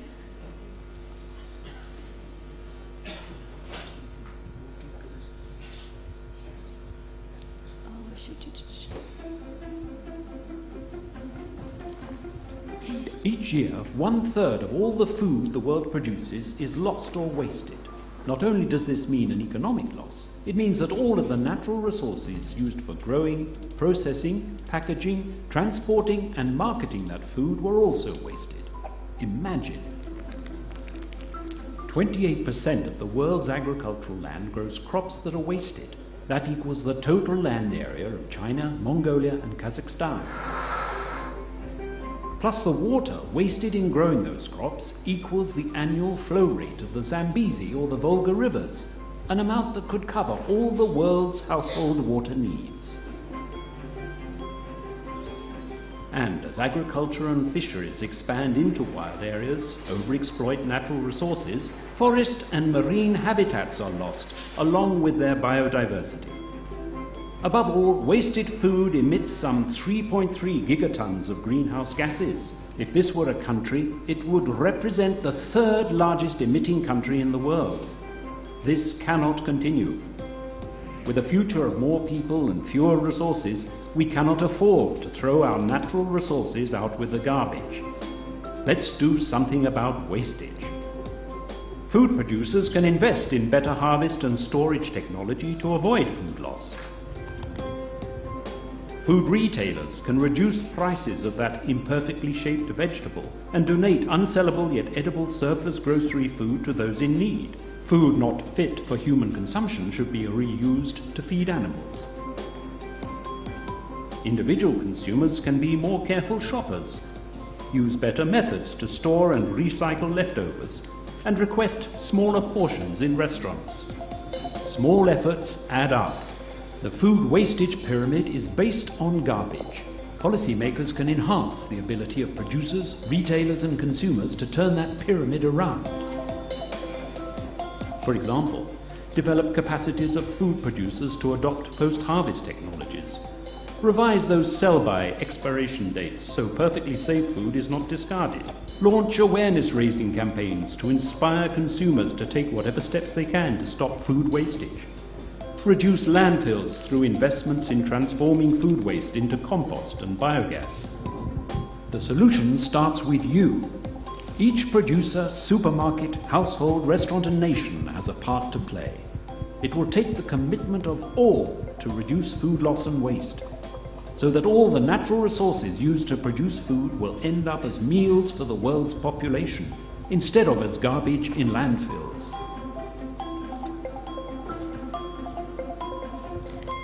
Yeah. So by this video, we clearly can indicate that we are leaving the imprint to the environment if we are causing the food wastage, if we are, not processing the food in the right way, if you are not providing the proper pre-harvest, post-harvest technology or proper handling facilities.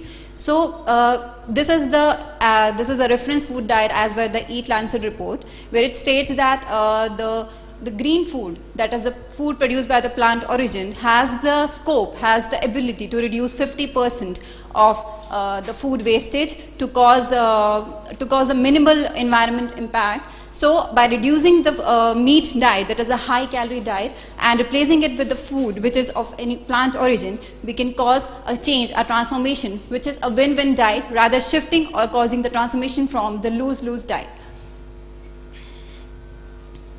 This is a picture denoting the agricultural waste, which is quite often seen in our country, as the produce are wasted in an enormous amount. The produce which we produce is actually being wasted 40%, we can say, of the total production. So what is the need of the hour? What are the reasons why it is happening? The reasons could be the poor harvest techniques, pre-harvest techniques. We are not having the proper technology to sense the loss of the food at the right time, at the appropriate time. So if we are able to do that at the right time, at the right place and at the right location, we would be able to reduce the global food wastage. So, in addition to that, we should have the proper handling practices by the farmers, by the supply chain managers, by the stakeholders at different stakes. And we should also have the facilities, we should also have the investment at each stages. So the need of the hour is the investment, is the proper processing technology, the improved on-farm practices. The practices has to be adopted in the farm itself. The farmers has to be trained with extensive training, with innovation, as well as the investment has to be given from the grassroots level. So the rest will be discussed with my co-speaker, Rajat. So India being one of the economic powers in the world, but India is losing annually 92,000 crores on food wastage. India has been ranked 7th in food wastage. Out of all the deaths in the world happening due to starvation, 25% of these deaths are happening in India. According to the UNDP report, 40% of food, 40% of the total food produced is being wasted in India. Hence, the report of the Lancet Commission is very well relevant to the Indian context. But this is only the one side of the coin. The other is there are being some ongoing efforts which have been done. So here I would like to divide the ongoing efforts into three major constructives, one being the policy. Policies like the recovery and distributions of surplus foods. The FSSAI has made these policies and the limit on guests in Delhi weddings, food safety and quality assurance infrastructure.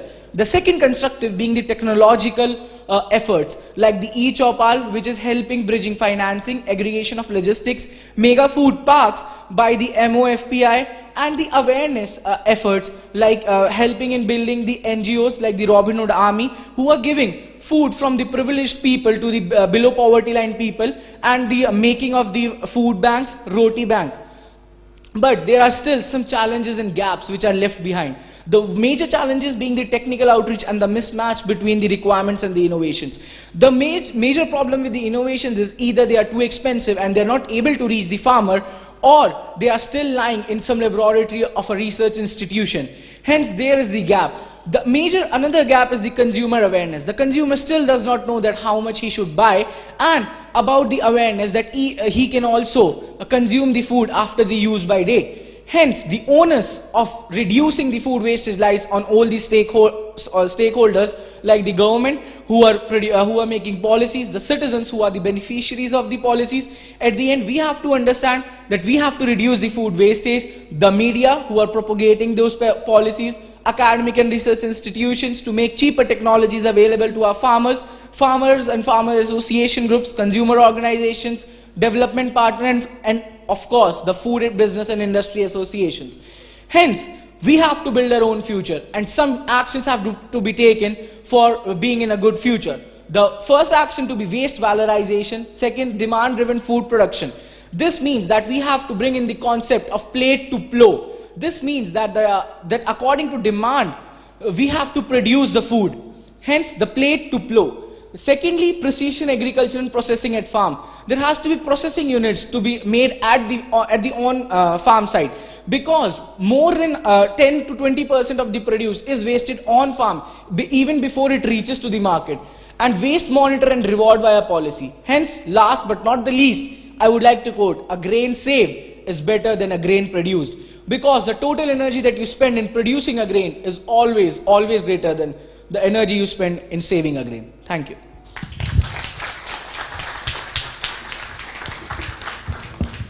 Thank you very, very much for that very interesting perspective. I think the young people did a fantastic job of summing up the problem and what in their mind is the solution. There's very little less left for us to say. But with the permission of the House, I'll just spend 5 or 7 minutes trying to capture some of the efforts that are happening here. Not to say that these efforts are addressing every issue. All that we are trying to say is that we are aligned not just with the thoughts but with some of the actions. Can I get into the first slide, please? Thank you.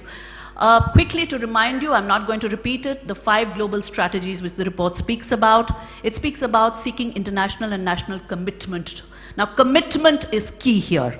And the fact that all of us are present here today is evidence of that commitment. 2, 3, and 4 essentially speak about reorienting agricultural priorities and looking at agricultural processes and practices which lead towards more sustainable food. And 5, again, is something that we would like to concentrate on. As my young friend mentioned, we are, unfortunately, we have a lot of waste both at the production and consumption end. So to halve the food losses and waste is something else that we'd like to look at. Next, please. I always like to put this slide up, even though most of us here are Indians, because I think it is useful to pause and see what and who we are. A population of 1.3 billion, which means every 5th person in the world is an Indian. An area over 3.2 million square kilometers, that should be 29, not 209, we're not there yet, sorry. So that's 29 states and 7 union territories. Main occupation continues to be agriculture and allied activities, which actually engages almost 60% of our population today. And food businesses, huge in number. Even the registered and licensed ones are more than 3 million in number. And what is challenging is 70% of these are in what we call the unorganized sector, which means they're small businesses and that much more difficult to aggregate, train, or work with. So the challenge is obvious: mammoth scale and diversity, limited resources, and the presence, as many people have mentioned, of all 3 problems of nutrition: undernutrition, coexisting with overnutrition, and micronutrient deficiencies. And it is in this landscape and this background that we place the task of ensuring healthy diets and sustainable food systems. Next, please. As I mentioned, I'd like to start with the international and national commitment to healthy diets, because to our mind, that commitment is key to achieving what we want. One of the recommendations of the report, in fact, all the items in blue are picked up from the report verbatim. They talk about healthy diets to be affordable from sustainable food systems. Quickly placing here some of the efforts in this direction. The government of India has subsidized or free meal programs either through the midday meal scheme, through the public distribution system, or through the ICDS, the Integrated Child Development Scheme. Many of my colleagues, in fact, who are in charge and look after these schemes are present here today, so I won't talk about it, I'll leave it to them. Another very important step that has been taken in ensuring healthy, affordable diets is to look at food fortification. In India today, micronutrient deficiencies are prevalent in more than half the population in some form or the other, and food fortification is seen as a useful supplemental strategy to tackle this effort. Food fortification is large-scale, cost-effective, and does not call for change in habits. So that's another area where healthy diets are being worked on. The report talks about the need for positive discrimination of healthy and sustainable foods. Some small steps in this direction, although we agree we have a long way to go, but some small steps in this direction is we have a higher goods and services tax on items like tobacco, alcohol, and sweetened beverages.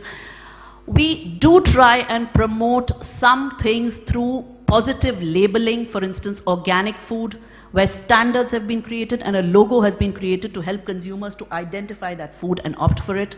For fortified food, similarly, a standard and a logo has been created. And we have draft labeling regulations underway, where the whole idea is to try and identify thresholds for what constitutes high fat, sugar and salt foods, among other things. The report also speaks about the need for sustainable diets that taste good, are culturally appropriate and should be promoted. I think Ambassador Manshri did a fantastic job of explaining traditional foods in India are popular. They are not ethnic or pushed into the corner. We eat our traditional foods. And largely Indians are already vegetarian. So I think we are, on that parameter of the report, we do very well. However, we are making further efforts to promote this. We work with the National Institute of Nutrition and many other organizations for documenting, popularizing traditional recipes. We have websites and we have publications which come out from time to time. And we are also working with chefs, dietitians and nutritionists through a network. I'll be speaking a little more about that in the next slide. Next, please. Thank you. Seeking commitment. Now, commitment means it has to be voluntary. And commitment on a voluntary basis is never very easy. So we believe that the message that has to go out has to be simple so that people wish to commit to that message. And we, in FSSAI, have started working on what we call the Eat Right India movement. The Eat Right India movement message is simple and clean. It says, you need to eat safe, you need to eat healthy in order to be eating right. The report, I think, is clear about the fact that they've not really tackled the issue of food safety, even though they recognize it. To our mind, as Dr. Haddad correctly said, these two things cannot and should not be separated. Food safety and healthy foods have to go together. What we're trying to do through the Eat Right India movement is to bring in both demand and supply side interventions. I think the magic of the Eat Right India movement is in the fact that it's a collective effort of all the stakeholders. It's not something that we're trying to do alone in the Food Safety Authority. And it is aligned with various government programs, for instance, the Poshan Abhiyan, which is the nutrition mission, the Anemia Mukt Bharat, which is looking after iron deficiency anemia, Ayushman Bharat, Swachh Bharat Abhiyan. Again, my colleagues from those ministries are here today, so I'm not going to dwell on that. Now, when we talk about commitment, the most important commitment to our mind on the supply side obviously has to come from the food business operators. And we have been working with FBOs, and we are glad to say that we found them more than willing to participate with us. So it's not as if we have had to work very hard to convince them of the need for this. They're working with us through reformulating food items into healthier options.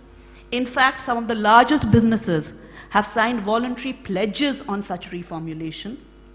Those pledges are available in the public domain. And those pledges are towards reduction of salt, sugar, and fat in food items. I would urge all of us, particularly our international guests, to actually look at those pledges and see how a model of partnership can be created.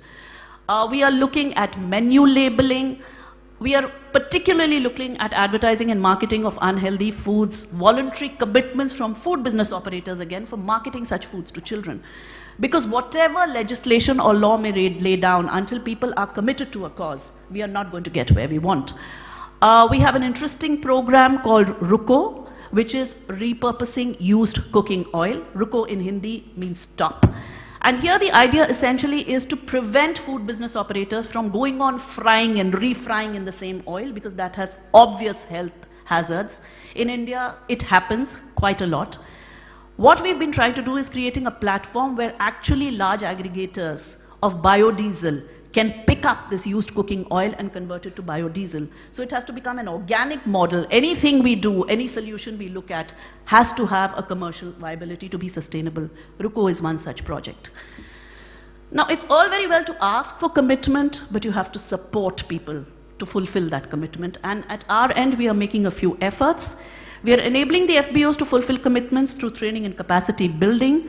One of the programs which we, I think, are rightfully proud of is what we call FOSTAC, or the Food Safety Training and Certification Program, where in just 1.5 years we have trained 100,000 plus people. And this has been done through a beautiful model where we simply empanel training partners. We create the content centrally. We disseminate the content through over 150 training partners who work with food business operators to create trained food safety supervisors. Another interesting project we've done is clean street food. In fact, street food has been identified as one of the areas in the report. And I had mentioned earlier that most of our food businesses are in the unorganized sector. The Clean Street Food Project is an attempt to aggregate small people by taking clusters of street food hubs, creating benchmarks, doing a gap analysis, and helping people to reach that benchmark through training and capacity building. And we end this entire system by an audit, a formal audit, and a certification process, so that Clean Street Food Hub becomes something recognizable. We have other such programs for training, for instance, in temples, in the railways, etc. I won't go into details, only to mention that we are trying to work across cross-sections. Next, please. All right, so that was commitment from the food business operators, but as our young friends repeatedly said, the onus lies on us as consumers to demand healthy food. No one is going to supply healthy food until you demand it. It's like a chicken and egg. And to ensure that people commit to demanding healthy food, we have some approaches. One is a structured approach, which we call the SNF programs, the Safe and Nutritious Food Program, where the idea is to have a 360-degree approach and tell a person about safe and wholesome food wherever they may be, at home, at school, at the workplace. Some very interesting material has been created. Many of you are familiar with it. We have the pink book for home kitchens, the yellow book for schools, the dark book for simple tests on adulteration, and many other such material items. We have created health and wellness coordinator modules, because these have to be self-driven. So the idea is to create these small online modules and create people within each space who can carry the message forward. And our outreach is truly partnership-based. We work with civil society organizations, we work with food business operators, we work with other associations and development partners. Apart from the structured approach to social and behavioral change through SNF, we also have campaigns from time to time on an item which really bothers us. For instance, we had a beautiful campaign which we called Aaj Se Thoda Kam, or a little less from today. And this was, we used a famous TV and film actor to reach out through a small commercial where he's urging people to eat a little less sugar, a little less salt, and a little less fat, starting today. So here we're not saying stop eating. Nobody's going to stop. We are saying gradual change is possible, and we support such campaigns with backup material on how it can be done. So for instance, if I say reduce salt, then we have very detailed points on how the salt can be reduced. Similarly, we did what we call the Swasth Bharat Yatra. Many of you participated in this yatra, where actually over a period of 4 months, we had over 20,000 volunteer cyclists in a relay cyclothon format who traveled across the length and breadth of the country, working with all partners, energizing states, and trying to bring in this message of eat safe, eat healthy, eat right. I'll talk about integrating in schools shortly, again, because I think behavior change happens when you're young. The report, in fact, has several pages devoted to how we need to work in the school space.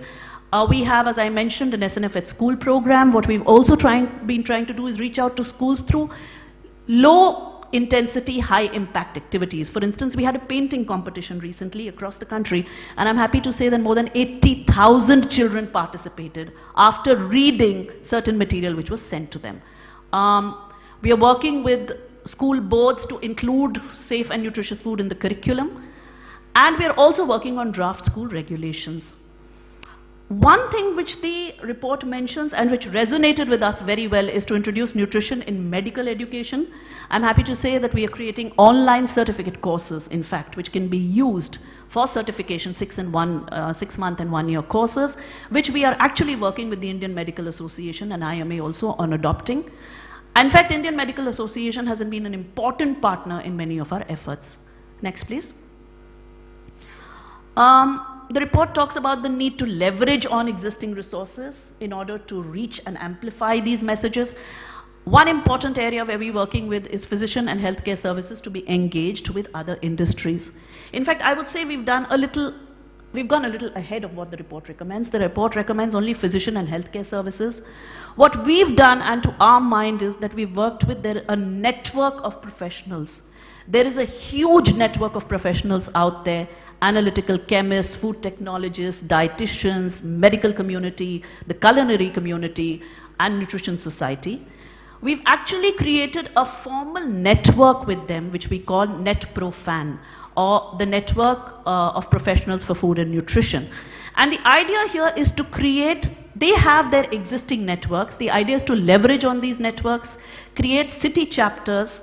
20 city chapters have already been created in phase 1, and we'll have a formal institutional mechanism for both co-creating content with them and amplifying content through them. The 44 colleges who are on the webcast with us today are already members, many of them, with us in this NetPro fam. We're also trying to reach out through to the community through what we call an Eat Right toolkit, where lakhs of frontline health workers are actually being trained in simple messaging on food and nutrition through a guidance manual and very interesting activities, and they carry this message to the community. Next, please. I think on the agricultural side, much has been said by my young colleagues, so I'll move directly to food waste, and this is perhaps my last slide. Reducing food waste is imperative, and both at the production and consumption side. Again, we have made some small efforts. We understand that much of the effort in food waste has to come from technology, processing, better packaging, etc. But within the food network, we've tried to create food safety management systems and train on a large scale to ensure that food wastes are minimized. On the consumption side, we've created what we call the Indian Food Sharing Alliance, or IFSA. Regulations have been created for redistributing of surplus foods, and we are collaborating with partner organizations, be they NGOs, be they aggregators, who pick up surplus food and redistribute it. And we are working on consumer awareness on reduction, reuse, recycle, which my young colleague spoke about, so I won't go into that. So I'd like to end by saying that there are efforts happening which are clearly aligned with what the report talks about. We understand these are baby steps, but we are happy we've taken these baby steps, and we are even happier that everyone here is going to partner with us and magnify these steps. So with this, I'd like to stop here and request our CEO to take over, and let's have a discussion with the stakeholders. Thank you. Thank you, Madhvi. I think we are doing well on time, maybe 20 minutes behind schedule. That's not bad. I think, did you all realize that we have been through these presentations over 2 hours now? And I think pin drop silence, everyone so engaged, not seen very often. I think congratulations to all of you, and I think great job done by all presenters. And if I can say, Lawrence and Brent, I think most powerful presentations were by our young brigade. Yes, absolutely.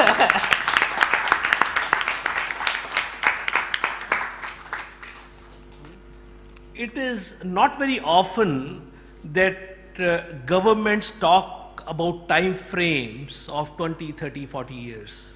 Here we are talking about, great food transformation 2050, 30 years from now. I think we often in the government are bothered about issues of here and now, what's going to happen tomorrow. I think that is what bothers us.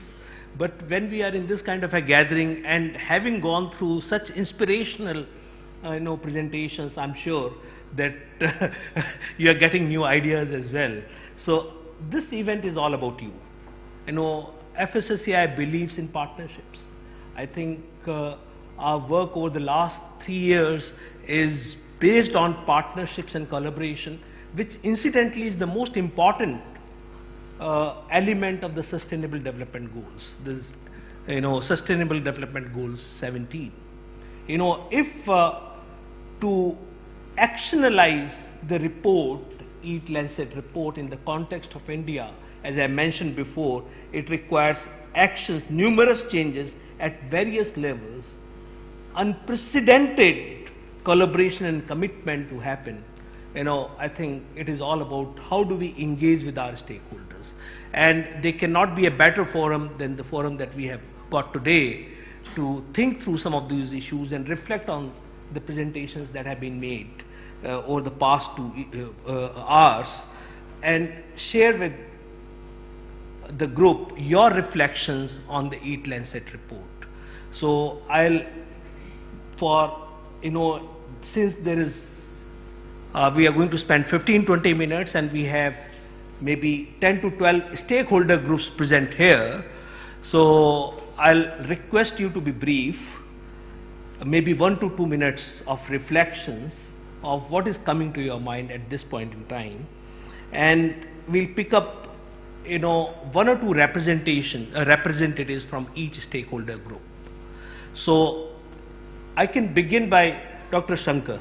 We work very closely with a very large number of development partners in the food and nutrition space, and I think Dr. Shankar from the Tata Trust is a very important part of our development partners network. Dr. Shankar, please.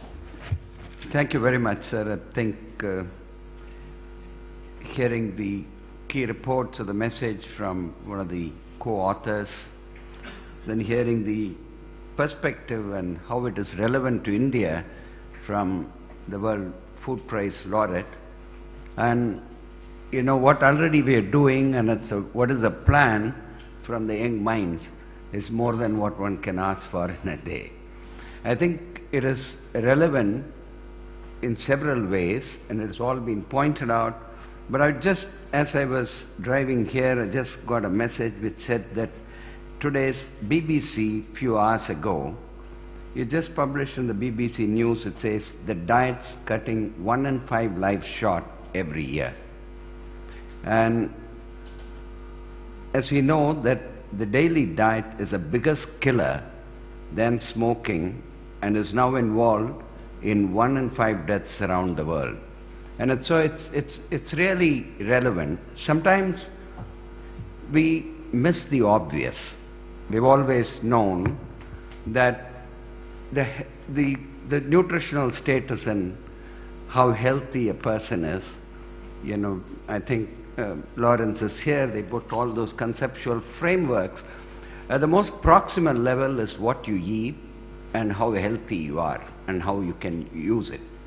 And today it is coming back to us in a way that your health and the most important factor, or in the global burden of disease that Lawrence showed us yesterday and other things, diet seemed to be one of the most important things. It's even more important for countries like India, which are going through, in the global transition of the demographic transition, the epidemiological transition, and nutrition transition. India being so big, the different parts and different population groups are at various stages of this transition. We as a country have moved in the epidemiological transition to the non-communicable diseases nearly killing 61% of the mortality attributed to that. Nearly 5.1 million deaths in India because of non-communicable diseases. And we also have, on the other end, the biggest malnourished population, both in undernutrition as well as in overnutrition. So from all that, I think this is highly important, and you've been a leader, and the list that you said it is a baby step, madam, I think it's just we're running. We all have to really go pace, and we assure you that we will run. We will run as fast as you can take us, and I'm confident with the very clear guidelines, and like what it was said, with very clear goalposts that have been said, the task is really for us to follow and formulate how we are going to achieve that. We don't have to really redesign and think. All that we have to do is, the template exists. I would say that let's freeze the framework that has been put. It is frozen. You are there to guide us, and most of the stakeholders here we give you the commitment that we'll run as fast as you take us. Thank you very much. We are very privileged to get very high representation from the diplomatic corps here today. And that is not unusual, because the Eat-Lancet report is not about India. I think it is about the entire globe. So we really welcome you once again and request maybe one of you, Dr. Sofia Dayal, Senior Health Advisor, Norway, to share her reflections on this occasion. Where is she? Could we request you, ma'am, to come here?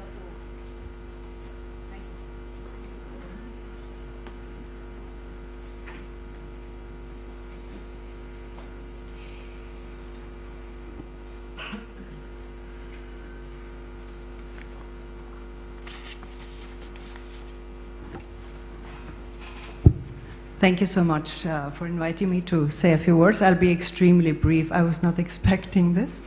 I think what comes to mind very strongly by listening to the people, these extremely competent people who have been speaking today, including the youngsters, who I was extremely impressed by, is this merging of environment and health, which I think is extremely important. In fact, I kept thinking back to my days in the WHO, the CRO office, where I was actually working in the field of environment and health. And I remember, this was quite a few years back, and I remember that it was very, very difficult to get this on people's agenda, to think about environment and health. And this has actually been at the forefront of the WHO, to think about these two sectors together, and they have been trying to work on it ever since. But getting stakeholders, governments, to be interested in looking at these two things together, two sectors together, and work in tandem towards solving these problems has been a challenge, and I hope that will be much easier now after the launch of this fantastic report that is so clear about that we need to look at these two sectors together. I think that was the take-home message for me today, and I will leave it to somebody else to say a few words, but this was what I thought was the highlights. Thank you so much for allowing me to speak. We are joined here today by senior representatives, joint secretaries from 3 important ministries. Ministry of Women and Child Development. We have Dr. Rajesh Kumar, who is, in fact, who conceptualized the Poshan Abhiyan, one of the most, far-reaching nutrition program in the country. So, Dr. Rajesh, if you could share your thoughts on this occasion, but be brief, I know you will have a lot to say. But no, today is not my day, but I think I can just say it was a very, very good program and congratulate. And I'm actually not going to say anything, I say a lot. But only I will spare the poor chicken. This question was asked to our group in Washington DC, IP3 course. Chicken came first. See, you can't say human sperm and ova came first. So I think it's time to spare the chicken. I think I will compliment and congratulate all of you. And I just heard somewhere, I don't know if Lawrence can correct me. Somebody said that you had surfed through the Poshan Abhiyan website and you found it quite dynamic. Is it true? Somebody whispered to me that about a year you commented about that. Did you say that? It came back to me globally somewhere that you did go through and say that you found a lot of things happening. So our appreciation from Poshan Abhiyan team that you are at least going through what we are doing. And so the world knows about it. Thank you so much. I compliment all of you. Thank you. I'm sure that you will stay over for lunch and share, what you are doing in Poshan Abhiyan with everyone. Healthy food, healthy food. Some healthy food options. Mr. Rajendra Ratnu, Joint Secretary from Department of Public Distribution. No, it's a promotion of industry and internal trade. Oh. It was DIPP earlier. Okay. Yeah, wonderful. So okay. This name has been changed recently. Yeah. Sorry. Actually, when I want to speak, I have little two conflicting identities, and I try to harmonize them. One is that I'm landed in the industry, and I was just looking at what is going to be the impact of this entire, I call it a movement, not only a report. Which is going to have a huge impact. I think two of the industries which have perpetuated each other is one is the junk food and pharmaceutical. So, and they have seen the highest growth in the recent time and has perhaps the maximum damage to the human health. So I think this report shows one of the ways is that not only it provides for healing the planet, but also it paves the way for healing the bodies and the health. So I compliment FSSAI for this wonderful initiative. At my personal capacity, I had been a practitioner of natural nutrition for last 1.5 years.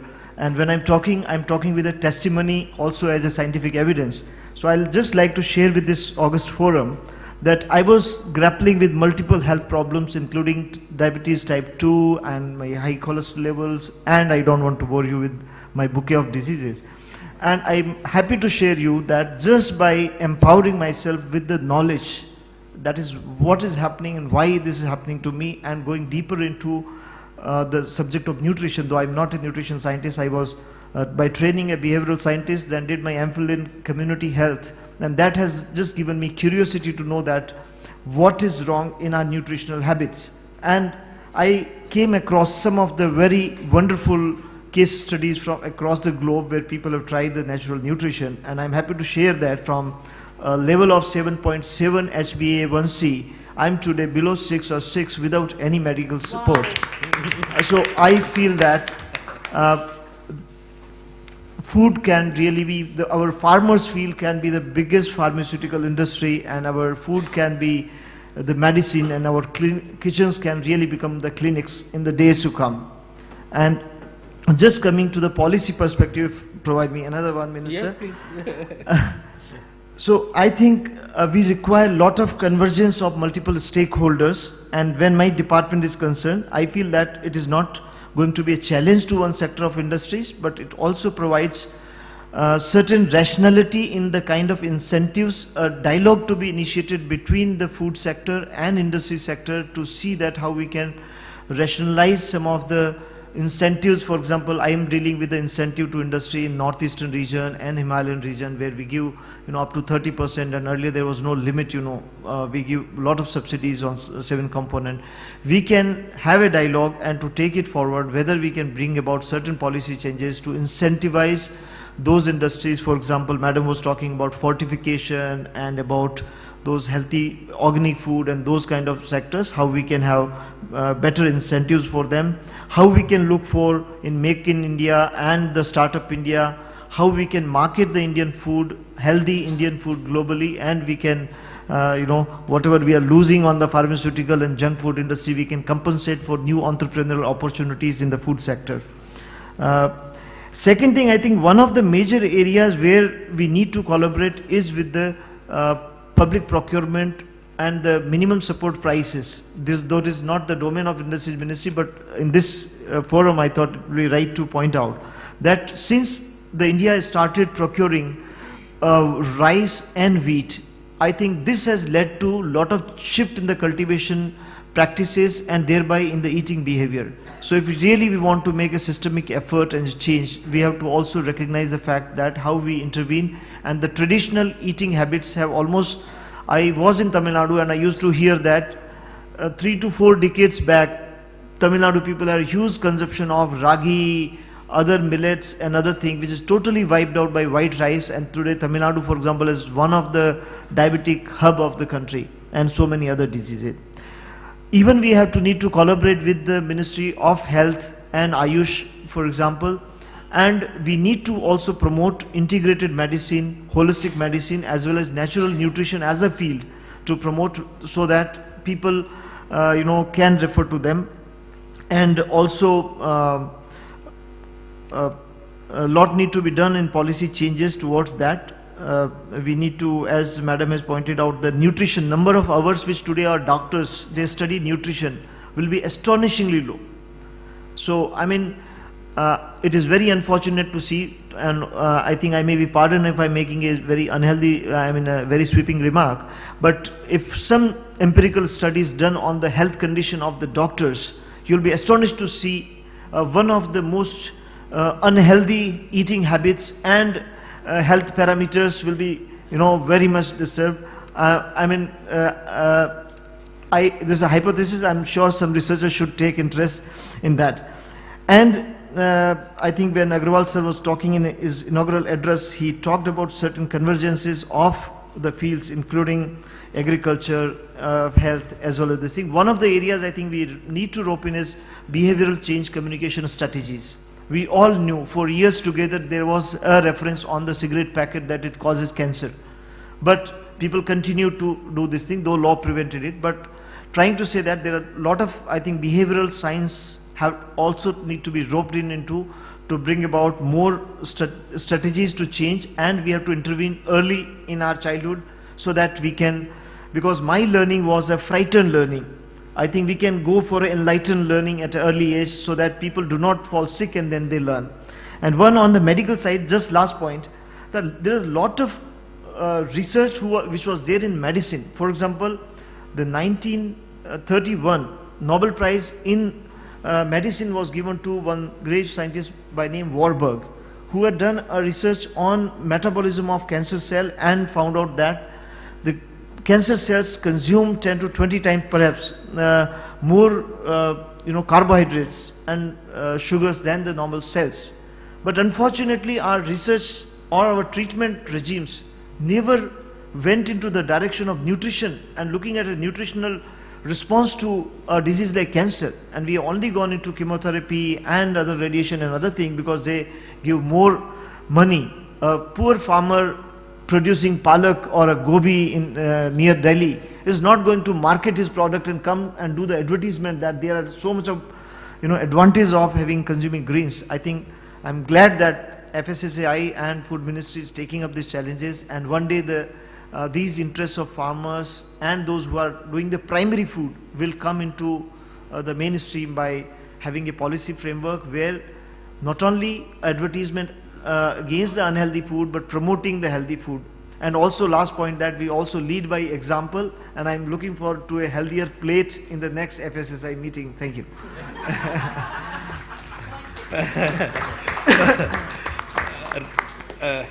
Rajendra, very thoughtful, very impressive, and I think candid sharing of your personal experience. But what are you doing in Industry Ministry? We have an opening in FSSAI. You are hired. During the meeting, I was just looking at it. So you are hired in FSSAI. Okay. All right. My heart is here. My body is there. All right. We also have joint secretary from another important ministry, Ministry of Drinking Water and Sanitation. They run the biggest sanitation program around the world, Swachh Bharat Mission, which has 2 legs. One is on potable water supply and second is on toilets, hygiene. I think it is very, very important and integral to the subject under discussion. Samir, over to you. Thank you, sir. And as you, sir, has already mentioned, we handle 2 things which is very important for the public health.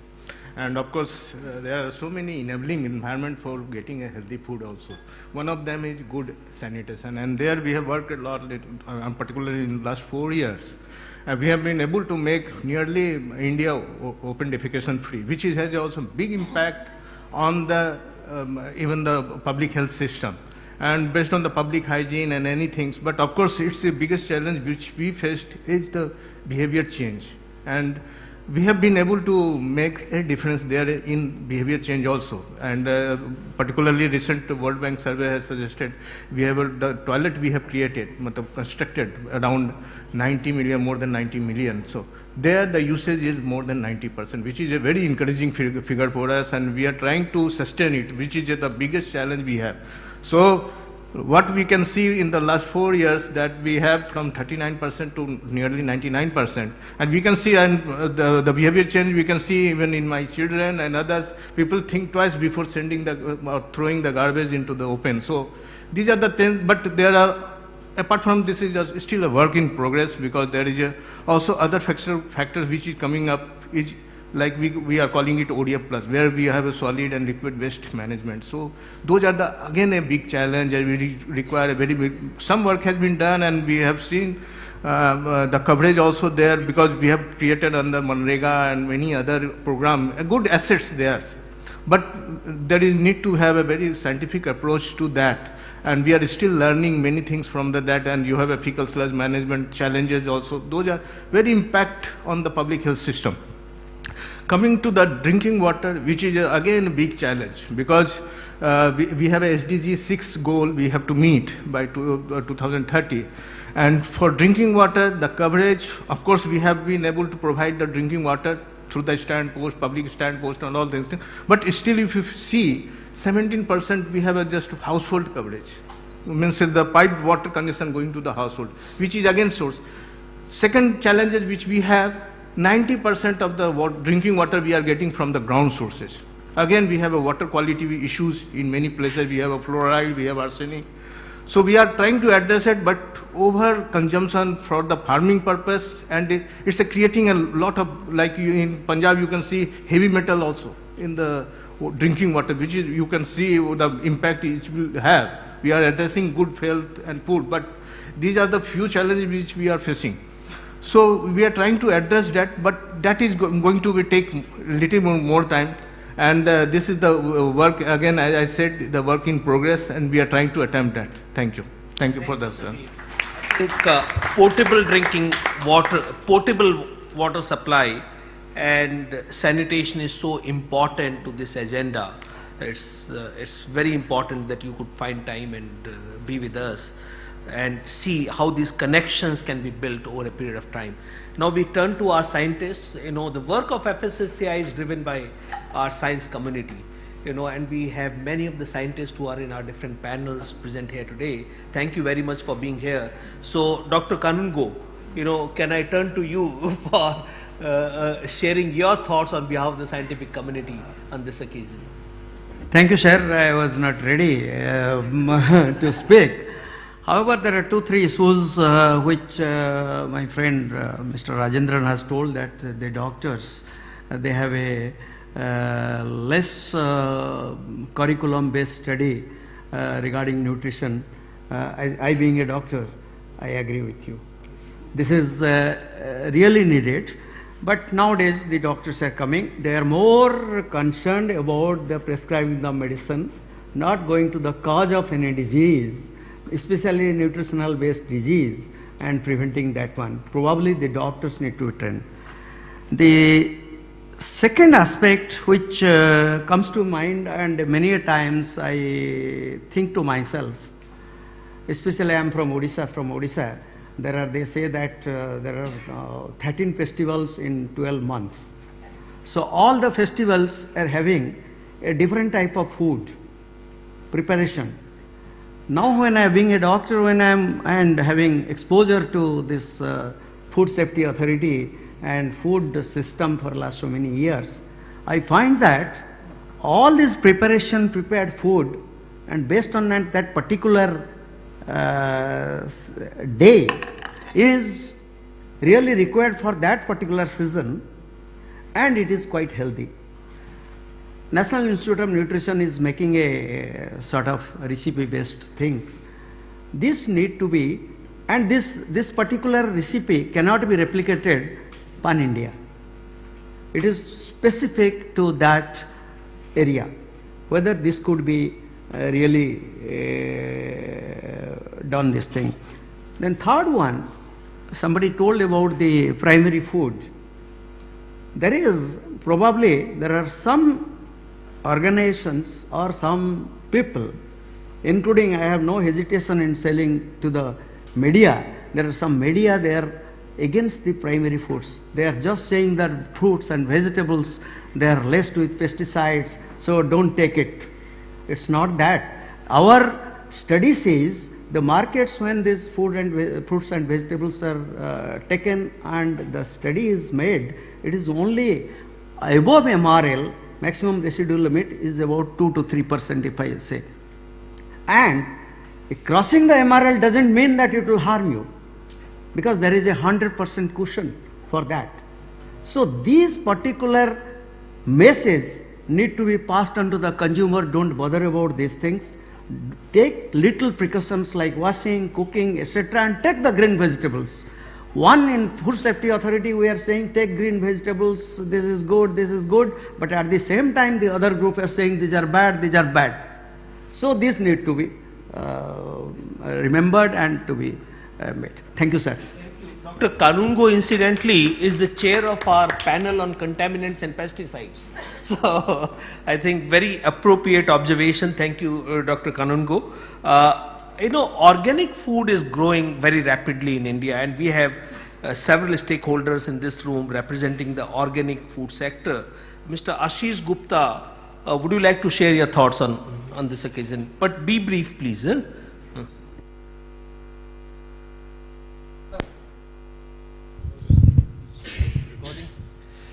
Thank you, Pavanji. As others, I wasn't prepared to speak, but thank you anyways. Yes, I am representing the Delhi Organic Farmers Market. We run Farmers Market. And just to comment on what the Honorable Doctor had just said, the idea that little pesticides are okay for the body is up for challenge now. So we can talk about it later offline. But sir, with your permission, I also happen to work with the FAO in India, especially on the Sustainable Development Goal 2. And specifically 2.4.1, SDG 2.4.1, which focuses on land under sustainable agriculture in India. And going through the discussions that I heard from the panelists here, I have 3 positive critiques to make, if with your permission, if I can, on the basis of this background. One is to Dr. Brent Loken, is that I heard that there was one remark you made that there needs to be fertilizers in Africa. So that's quite a broad statement to make in terms of sustainability. We are ourselves grappling with a lot of pollution and nitrates leaching into the water because of this. So how does that work out for Africa? And I managed to go through the summary report of the Lancet summary report, and strangely I couldn't find mention of agroecology or organic agriculture in this report. The last 3-4 decades in the world over, sustainability in food has been driven by the proponents of agroecology and organic agriculture, even in India for the last 4 decades. But I find that conspicuously missing in this report, and maybe I need to read it again to understand why that is the case. To Dr. Lawrence Haddad, my comment is that you rightly mentioned if we cannot measure, we cannot count it. And but you also mentioned something to the order that WHO and FAO are not doing anything about it. So my feedback to you is that there is work going on. Perhaps we can share with you what work is going on sustainable agriculture, measuring it, and then hoping to come out with positive results. And lastly, to Dr. Nafeed, it's a very interesting presentation on IRRI. Just for your information, last month the Delhi Organic Farmers Market ran a rice campaign, and with very little resources we managed to get over 200 varieties of folk rice in Delhi to showcase the whole consumption on sustainable agriculture and rice. None of these were improved varieties, none of these were from laboratories. They were all from small and marginal farmers across India. And this whole debate going on around increasing nutrition by various methods like fortification, genetically modified food, golden rice, etc. I'll be happy to share with you how farmers in India by and large are able to achieve that level of nutrition without having access to any laboratory even. There are over 23,000 varieties of rice registered in India, hundreds and thousands which are not registered. You're talking about iron and zinc, but we can show you various kinds of rice which have other kinds of minerals and metals available, all of which have stood the time in the hands of the farmers, not the laboratory. So this idea of passing down technology to the farmers need to be thought of really well, and I think there's a long way to go. So thank you. This is all what I have to say at the moment. Perhaps we'll have other discussions.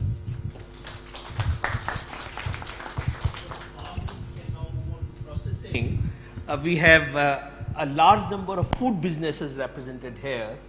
You know, would anyone volunteer? Otherwise, I'll. Anirudh, you'll not speak for Nestle. You'll speak for. Thank you very much. Just a few things. Just a moment. Thank you very much for the launch and inviting the industry. I'm speaking on behalf of the industry. A few observations from our side. When the Eat-Lancet Commission report was launched in January, so we had access to that, and a lot of interest among the industries as to what is happening on the sustainability part apart from the healthier diets. Thank you very much to FSSAI, Mr. Pawan Agarwal, for formally launching it, highlighting the need of the healthier diets. Very recently we had a lot of industries, and they were invited for the voluntary being voluntary for the reduction in the HFSS food, and that was one of the part of the initiatives. So that was the launch has brought the increased awareness among the healthier diets. I'm talking about the Eat Right campaign, and that was it. And also now with this, there will also be focus on the sustainable ecosystem and the sustainable agriculture practices. As FBOs are coming out with more and more healthier options and also for the reformulation of the products, reducing sugar, fat and salt in the products. There is also a mention in Mrs. Madhvida's one of the slides about the responsible marketing to children, and as some of the companies also part of this responsible marketing to children, not marketing such foods to children, and there will be an urge that more and more, and as the industry we are socializing so that more industry become part of this self-regulation, so that there is an impact of healthy eating among the kids as well. On the sustainable sourcing side, a lot of companies are engaging in the back-end sourcing and also work on certain sustainable sourcing of these agricultural raw materials and ingredients such as milk, wheat, rice, etc. There is also a work which a lot of FBOs are taking on the training and improvement of agriculture practices. Not to mention, but yes, there is a little contribution, but yes, this goes a long way in contributing from the companies. So thanks once again for this.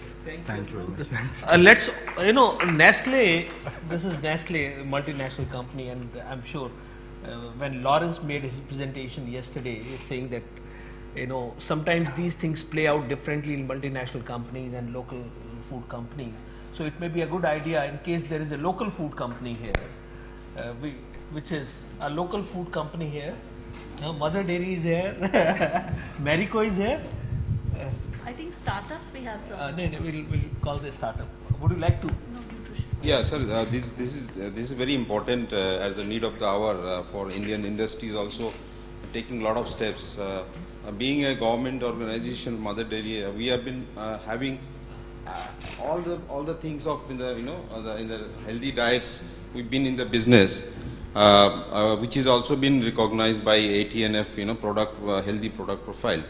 So we are selling around 450 metric tons of vegetables and fruits across the nations, and we also have launched organic foods. We are also already in the businesses of dairy products.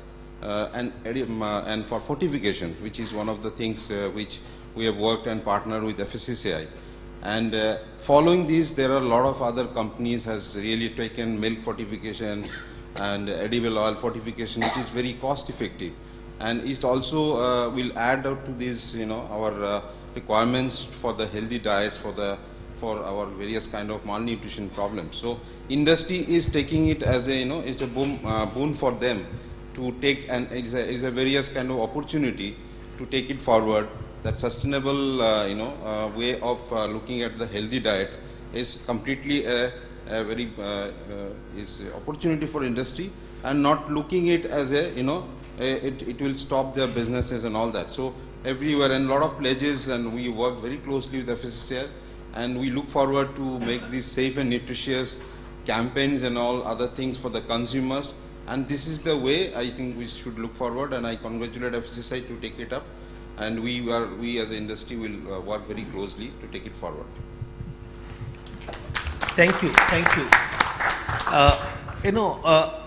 We also work with the startups, particularly to promote, safe and nutritious food. And one of the startups, Priya Prakash, Health Go, which works with us on a school program. Would you like to share your thoughts, Priya? Priya, incidentally, is going to speak on the same topic in Paris on food and climate change a week from now. Okay, so yes, I just have a few points. So good afternoon. I'm the founder and CEO of Health Go, and I'm also part of this organization that was recently set up by the French Red Cross. It's called the Future Generations Council on Health and Climate Change, and they're going to have a massive conference on health and climate change in France very shortly on the 13th and 14th. So I've been following the Eat-Lancet report for a while now, and definitely this work is very monumental. Being part of a younger generation, a more millennial generation, I've been working with thousands and thousands of children over the last 5 years, and we've been trying to promote healthy eating and health in general amongst these students. So in fact, a lot of our work centers around childhood obesity, and we know that 14.4 million children in India are obese right now. We also have a problem of malnourishment, and as an entrepreneur, it was always my dream that one day we'll have policies surrounding, regulating cafeteria food and educating parents and educating children, so that children themselves can go back home and make the choice and vote with their wallets and say, I don't want this chocolate, or I don't want this high sugar food, and I want to pick the fruit and the vegetables on the menu. And I would like to say that some of our efforts have been extremely successful. In collaboration with FSSAI, actually, we did severely large-scale behavior change communications. We had a 21-day habit formation challenge, and now I think I would like to say more than 100,000 students every day consume fruit in schools across the country. They are reading labels, they are finding out how much sugar is there, they are making responsible decisions, and the entire program has been extremely scalable up until now. So I'm very confident that with reports like this, it would be a huge encouragement to young entrepreneurs like me to continue doing this work, and for us to reach out to the 400 million children who are the key decision makers of tomorrow. So briefly, that's what I would like to say. Thank you. And we come to the last, the food waste issue. We have created an Indian Food Sharing Alliance 2 years ago, bringing together NGOs in the space of food waste and food loss, particularly on food waste at the consumer end. And we have Vandana. Vandana, please come. And from the Indian Food Banking Network, 1 minute to you. Your reflections on the report and the work that you're doing. Thank you. I'm Vandana Singh. I am the CEO of India Food Banking Network. The agenda has very clearly been set by the UN SDGs, by the Eat-Lancet report, and by FSSAI, whereby it is very important to reduce the food waste by half and then ultimately reach out for zero food waste. FSSAI has very proactively brought out the regulations for food recovery agencies, which will help us a lot. See, food is wasted between the farm to the production side, and then in the food businesses, and also at our household levels. And we at India Food Banking Network are establishing food banks to recover this food at wherever it goes waste. It could be at the shelves and warehouses of the food companies, it could be at the household level, and then use it to feed the poor who need it.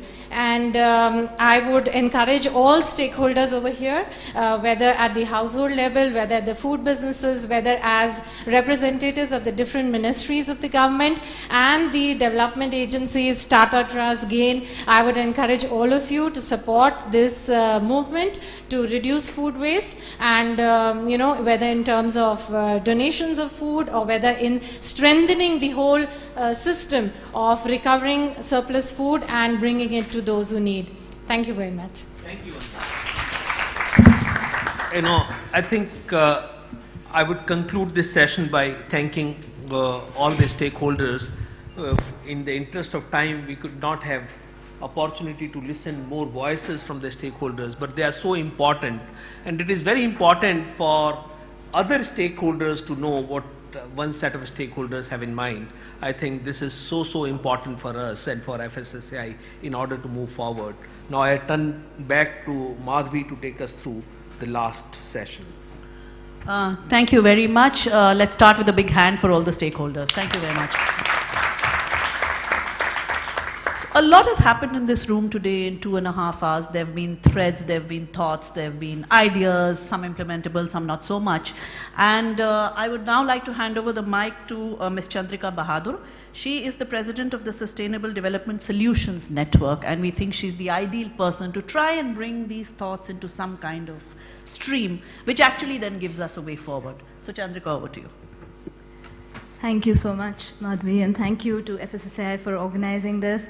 I want to say at the outset that I'm not going to attempt to summarize. This has been a very rich and a very, I would say, participatory conversation. What I do want to do is pull a few threads that were consistent through the conversations and identify some of the principles that seem to resonate around the room to hopefully give us a way forward.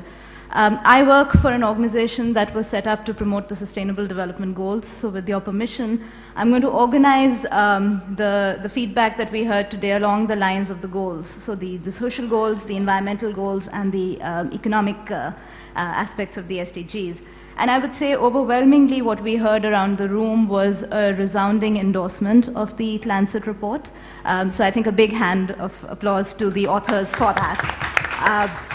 I think what you have outlined in the report has resonated with all of the stakeholders that are present in the room today. What was also very clear is that most of the discussion today focused around healthy diets and food. And so that is clearly something that's very close to people's heart. It's also something that is the focus of a lot of action and a lot of policy initiative. We heard from particularly our young colleagues around the need to focus on healthy eating, healthy sourcing. I also want to highlight that one of the issues that came out repeatedly through the conversations was the need to be creative in how we use the global food, the global diet that has been laid out by the Lancet, and really make it relevant to the Indian palate, and how that will involve not just effort from the government side, but partnerships across the board, as well as behavior change. This has come out over and over again. And also a recognition that in India, on this issue, we are in relatively better shape than a lot of other parts of the world, largely because we are a plant-sourced diet-heavy population, and also because one of our bigger challenges is still reaching that 100% of the boundary circle. We're not there yet. So the issue of undernutrition and malnourishment is a very big one, and that came out repeatedly. I would say the other thread that came out under the diet discussion was the focus on children. And I particularly want to highlight Dr. Haddad's classification, which I thought was very useful, along the different dietary requirements by age. In addition, I would also say that one of the things that came out briefly, though I think there could have been more discussion on it, is the income differentiation amongst Indian consumers, and how that leads to a differentiated access to food, but also what they eat. We heard a lot about some of the wonderful work that FSSAI is doing on the issue of promoting healthy diets. The Eat Right India campaign, I think, is a phenomenal effort in this direction. It really is spearheading all of the principles that came out in the report, including issues on fortification and on what the government is doing in terms of procurement to actually promote nutritious food. We also heard how rice, which is the staple food here, can actually reinvent itself in a way to be part of a healthy diet, and the kind of effort that's happening here to both harvest the richness of the local varieties, but also to make that happen in a more sustainable manner.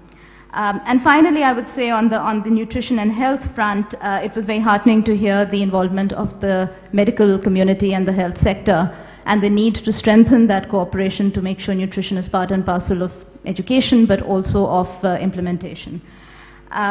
On the ecological side, I think this is one area where, again, as Dr. Haddad pointed out, we need more work locally to understand both what are the implications of agriculture as practiced in India on climate change, but I would also say the reverse, which is how climate change is actually affecting agricultural practices in the country. We heard about the national missions and the focus on procurement. A lot of the discussion on waste, particularly the last intervention by the stakeholder on the food banks network, is absolutely critical from an SDG perspective. And then I think through the stakeholder conversations, we got a glimpse of the work that's happening on sustainable food production, particularly in the field of organic farming.